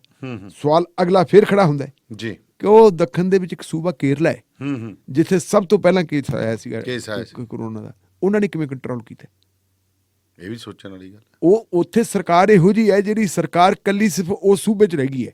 ਉਹ ਖੱਬੇ ਪੱਖੀ ਸਰਕਾਰ ਹੈ ਜੀ। ਖੱਬੇ ਪੱਖੀ ਸਰਕਾਰ ਨੇ ਉੱਥੇ ਕਿਵੇਂ ਕੰਟਰੋਲ ਕੀਤਾ ਹੈ? ਉਹੀ ਸਿਸਟਮ ਹੈ, ਉਹੀ ਸਾਰਾ ਕੁਛ ਹੈ। ਲੇਕਿਨ ਉਹਨਾਂ ਦੀ ਮਸ਼ੀਨਰੀ ਨੂੰ ਉਹਨਾਂ ਨੇ ਚੁਸਤ ਦਰੁਸਤ ਕੀਤਾ ਹੋਇਆ। ਇਧਰ ਮਸ਼ੀਨਰੀ ਜਿਹੜੀ ਹੈਗੀ ਹੈ ਉਹਨੂੰ ਜੰਗਾਲ ਲੱਗੀ ਪਈ ਹੈ, ਉਹਨੂੰ ਤੇਲ ਪਾਣੀ ਵੀ ਕਿਸੇ ਨੇ ਨਹੀਂ ਦਿੱਤਾ। ਸੋ ਇਸ ਮਾਮਲੇ ਨੂੰ ਤੁਸੀਂ ਦੇਖ ਲਓ ਵੀ ਆਪਾਂ ਤੋਂ ਬਗੈਰ ਗੋਦੀ ਮੀਡੀਆ ਨੇ ਕਿਹੜੇ ਚੈਨਲ 'ਤੇ ਗੱਲ ਕੀਤੀ ਹੈ ਜੀ? ਕਿਸੇ ਨੇ ਨਹੀਂ। ਸਾਨੂੰ ਇਹ ਗੱਲ ਕਰਨੀ ਪੈਣੀ ਹੈ ਕਿਉਂਕਿ ਅਸੀਂ ਲੋਕਾਂ ਪ੍ਰਤੀ ਸਮਰਪਿਤ ਹਾਂ ਜੀ। ਅਸੀਂ ਲੋਕਾਂ ਨੂੰ ਜਵਾਬਦੇਹ ਹਾਂ, ਜੋ ਸ਼ੀਸ਼ਾ ਹੈਗਾ ਉਹ ਸਾਹਮਣੇ ਰੱਖਾਂਗੇ। ਇਹ ਠੀਕ ਹੈ, ਮੁਸ਼ਕਲਾਂ ਦਾ ਸਾਹਮਣਾ ਕਰਨਾ ਪੈਂਦਾ, ਕਰਾਂਗੇ। ਅਤੀਤ ਵਿੱਚ ਬੀਤੇ ਵਿੱਚ ਵੀ ਬਥੇਰੀਆਂ ਮੁਸ਼ਕਲਾਂ ਦਾ ਸਾਹਮਣਾ ਕੀਤਾ। ਸੋ ਕੁੱਲ ਮਿਲਾ ਕੇ ਆਪਾਂ ਦੇਖੀਏ, ਦੇਖੋ ਢਿੱਲੋਂ ਸਾਹਿਬ, ਉਹੀ ਕੰਮ ਜਿਹੜਾ ਤਬਲੀਗੀਆਂ ਬਾਰੇ ਸ਼ੁਰੂ ਹੋਇਆ ਸੀ ਸੋਸ਼ਲ ਮੀਡੀਆ ਤੇ। ਇੱਕ ਸਿਆਣਾ ਬੰਦਾ ਲਿਖਦਾ, ਨੰਦੇੜ ਸਾਹਿਬ ਤੋਂ ਲਿਆਂਦੇ ਸ਼ਰਧਾਲੂਆਂ ਨੇ ਦਿੱਤਾ ਕਰੋਨਾ ਦਾ ਪ੍ਰਸ਼ਾਦ। ਆਏ ਹਾਏ, ਪ੍ਰਸ਼ਾਦ ਦਾ ਮਤਲਬ ਕੀ ਹੈ? ਮਤਲਬ ਕੀ ਹੈ? ਦੇਖੋ, ਪ੍ਰਸ਼ਾਦ ਦੀ ਮਰਿਆਦਾ ਕੀ ਹੈ? ਪ੍ਰਸ਼ਾਦ ਬਣਿਆ ਕਿਹਨੇ ਸੀ ਤੇ ਬਣਿਆ ਕਿਵੇਂ ਸੀ ਤੇ ਬਣਾਇਆ ਕੀ? ਮਿਹਨਤ ਗਈ ਬੇਕਾਰ। ਹੁਣ ਮੈਨੂੰ ਇੱਕ ਚੀਜ਼ ਦੱਸੋ ਕਿ ਵਾਪਸ ਨਹੀਂ ਘਰੇ ਲਿਆਉਣੇ ਸੀ? ਕਿਉਂ ਨਹੀਂ ਲਿਆਉਣੇ ਸੀ? ਜੇ ਤੁਹਾਡਾ ਕੋਈ ਫਸਿਆ ਹੁੰਦਾ ਉੱਥੇ, ਜਿਵੇਂ ਤੁਸੀਂ ਦੱਸਿਆ ਇੱਥੇ ਕੀ ਕਹਿੰਦੇ ਆ ਰਿਸ਼ੀਕੇਸ਼ ਵਗੈਰਾ ਤੇ, ਤੁਸੀਂ ਤਾਂ ਕੋ ਮਾਰ ਦੇਣਾ ਸੀ। ਬਿਲਕੁਲ ਬਿਲਕੁਲ ਬਿਲਕੁਲ। ਹਾਂ, ਆਹ ਦੇਖੋ ਅੱਜ ਕੰਮ ਸ਼ੁਰੂ, ਦੇਖੋ ਕੱਲ ਦੇ ਲੱਗੇ ਹੋਏ ਨੇ ਇਸ ਚੀਜ਼ ਤੇ ਹੈ। ਸੋ ਪ੍ਰੋਗਰਾਮ ਸ਼ਮਾਦਾਨ ਦੇ ਵਿੱਚ ਤੁਸੀਂ ਇਸ ਵਕਤ ਸਾਡੇ ਨਾਲ ਜੁੜੇ ਹੋਏ ਹੋ ਜੀ, ਬਠਿੰਡਾ ਤੋਂ। ਤੇ ਭੈਣੀ ਵੜਿੰਗਾ ਦੇ ਸਾਡੇ ਸਤਿਕਾਰਤ ਲਿਸਨਰ ਤੇ ਜਗਜੀਤ ਸਿੰਘ ਲੰਡਨ ਵਾਲੇ ਪ੍ਰੋਗਰਾਮ ਤੁਹਾਡੇ ਤੱਕ ਪਹੁੰਚਾਇਆ ਗਿਆ, ਸਪਾਂਸਰ ਕੀਤਾ ਉਹਨਾਂ ਨੇ। ਬੇ ਏਰੀਏ ਦੇ ਵਿੱਚ ਜੇਕਰ ਤੁਹਾਡੀ ਗੱਡੀ ਦਾ ਕਿਸੇ ਪ੍ਰਕਾਰ ਦਾ ਐਕਸੀਡੈਂਟ ਹੋ ਜਾਂਦਾ, ਮਕੈਨੀਕਲ ਜਾਂ ਬਾਡੀ ਦਾ ਵਰਕ ਕਰਾਉਣਾ, ਡਿਫਰੈਂਸ਼ੀਅਲ ਕਰਾਉਣਾ, ਕਿਸੇ ਤਰ੍ਹਾਂ ਦਾ ਕੰਮ ਕਰਾਉਣਾ, ਤਾਂ ਇੱਕ ਨਾਂ ਯਾਦ ਰੱਖੋ, Fairway auto center, 1421 industrial parkway west, Haywards California. 5105382983 ਦੇ ਉੱਤੇ ਤੁਸੀਂ ਸੰਪਰਕ ਕਰ ਸਕਦੇ ਹੋ ਦਰਸ਼ਨ ਆਇਲ ਦੀ ਨਾਲ। ਤੇ ਬੇਕਰਸਫੀਲਡ ਏਰੀਆ ਦੇ ਵਿੱਚ ਬਿਜਲੀ ਦੇ ਭਾਰੀ ਬਿੱਲਾਂ ਤੋਂ ਨਿਜਾਤ ਪਾਉਣ ਦੇ ਲਈ ਤੁਸੀਂ ਵਪਾਰਕ ਸਥਾਨਾਂ ਦੀਆਂ ਛੱਤਾਂ ਤੇ ਸੋਲਰ ਸਿਸਟਮ ਲਵਾ ਸਕਦੇ ਹੋ। ਜਤਿੰਦਰ ਸਿੰਘ ਤੂਰ ਹੋਰਾਂ ਨਾਲ ਸੰਪਰਕ ਕਰੋ 6617541722 661 754 1722 ਦੇ ਉੱਤੇ। ਇੱਕ ਬ੍ਰੇਕ ਤੋਂ ਬਾਅਦ ਫਿਰ ਤੁਹਾਡੇ ਨਾਲ ਜੁੜਦੇ ਹਾਂ ਜੀ, ਤੇ ਜੁੜੇ ਰਹੋ ਰੇਡੀਓ ਪੰਜਾਬ ਟੂਡੇ ਦੇ ਨਾਲ। ਸਾਡੀ ਹਮੇਸ਼ਾ ਹੀ ਕੋਸ਼ਿਸ਼ ਜਾਰੀ ਰਹੇਗੀ ਕਿ ਤੁਹਾਨੂੰ ਪੰਜਾਬ ਦੀਆਂ ਅਹਿਮ ਤੇ ਤਾਜ਼ਾ ਤਰੀਨ ਖਬਰਾਂ ਦੇ ਨਾਲ ਰੂਬਰੂ ਕਰਾਈਏ। ਓਏ ਮੇਰੇ ਵੀਰ, ਮੈਨੂੰ ਬਸ ਇੱਕ ਗੱਲ ਦੱਸ ਦੇ ਵੀ ਆ ਜਿਹੜੀ ਤੂੰ ਟਰੈਵਲਿੰਗ ਕਰਦਾ ਤੇ ਉਹਦੇ ਤੋਂ ਬਾਅਦ ਫਰੈਸ਼ ਰਹਿਣਾ, ਇਹਦਾ ਰਾਜ਼ ਕੀ ਹੈ? ਇਹਦਾ ਰਾਜ਼ ਹੈ Arlington fuel stop. Arlington fuel stop 1801 pioneer street highway exit 208 ਤੇ, ਜਿੱਥੇ ਤੁਹਾਨੂੰ ਫ੍ਰੀ ਕਾਫੀ, free fax service, free truck parking, ਰੋਟੀ, ਠੇਕਾ, ਲਾਂਡਰੀ, ਸ਼ਾਵਰ ਤੇ ਟਰੱਕਾਂ ਦਾ ਹੋਰ ਵੀ ਸਾਮਾਨ ਆਸਾਨੀ ਨਾਲ ਮਿਲੇਗਾ। ਹੁਣੇ ਕਾਲ ਕਰੋ 360 652 6066 ਯਾਨੀ 3606526066। ਇਹ ਦੋ ਲੋਕੇਸ਼ਨਾਂ ਤੋਂ ਸੇਵਾਵਾਂ ਪ੍ਰਦਾਨ ਕਰਦੇ ਨੇ। Second location Lost Hill travel center 14814 ਐਲੋਮ street, Lost Hills. Phone number 661 797 2354। Trucking ਵਾਲੇ ਵੀਰੋ ਧਿਆਨ ਨਾਲ ਸੁਣੋ। ਟਰੱਕ ਜਿੱਦਾਂ ਦਾ ਵੀ ਚਲਾਉਨੇ ਹੋ, ਮੈਨੂਅਲ ਜਾਂ ਆਟੋਮੈਟਿਕ, ਕੁਇਕ ਟਰੱਕ ਲਿਊਬ ਚੇਤੇ ਆਹੀ ਨਾ ਰੱਖਿਓ। ਟਰੱਕ ਦੀ ਵਧੀਆ ਸਰਵਿਸ ਲਈ ਕੁਇਕ ਟਰੱਕ ਲਿਊਬ। ਲਓ ਜੀ, ਤੀਜੀ ਲੋਕੇਸ਼ਨ ਵੀ ਖੋਲਤੀ ਆ, ਐਗਜ਼ਿਟ 579 ਫਰਮ ਹਾਈਵੇ 401 ਇਨ ਨਾਪਨੀ। ਆਹੋ ਜੀ, ਕੋਈ ਅਪਾਇੰਟਮੈਂਟ ਨਹੀਂ, drive through facility. Exit 579 firm highway 401 in ਨਾਪਨੀ। Quick truck lube, the one stop shop। 5196220660 ਜਾਂ quicktrucklube.com। QTL, because we care। Bakersfield ਵਿਖੇ ਯੂਨੀਅਨ ਅਤੇ ਪਲਾਨਸ ਰੋਡ ਦੇ ਕਾਰਨਰ ਤੇ ਖੁੱਲ ਗਿਆ ਹੈ ਨਵਾਂ ਟਰੱਕ ਸਟਾਪ ਯੂਨੀਅਨ ਵਿਲੇਜ, ਜਿੱਥੇ ਮਿਲਦਾ ਹੈ ਵਧੀਆ ਗੈਸ ਅਤੇ ਬਿਨਾ ਬਾਇਓਡੀਜ਼ਲ ਦੇ ਵਧੀਆ ਤੇ ਸਸਤਾ ਡੀਜ਼ਲ। ਹਰ ਤਰ੍ਹਾਂ ਦੀ ਗਰੋਸਰੀ, ਚਾਈਨੀਜ਼ ਅਤੇ ਇੰਡੀਅਨ ਰੈਸਟੋਰੈਂਟ, ਜਿੱਥੇ ਮਿਲੇਗਾ ਵਧੀਆ ਖਾਣਾ। 2 ਪਰੌਂਠੇ ਸਿਰਫ 499 ਚ। ਟਰੱਕ ਡਰਾਈਵਰ ਵੀਰਾਂ ਲਈ ਟੂ ਗੋ ਅਤੇ ਬੈਠ ਕੇ ਖਾਣ ਲਈ ਵਧੀਆ ਜਗ੍ਹਾ। ਨਵੇਂ ਅਤੇ ਪੁਰਾਣੇ ਟਾਇਰਾਂ ਲਈ ਅਤੇ ਟਰੱਕਾਂ ਦੀ ਮਾਈਨਰ ਰਿਪੇਅਰ ਲਈ ਅੱਜ ਹੀ ਕਾਲ ਕਰੋ ਸੁਖੀ ਘੁੰਮਣ 661-885 8858 661 885 8858। Address 2201 south union avenue, Bakersfield, California 93307। Union village.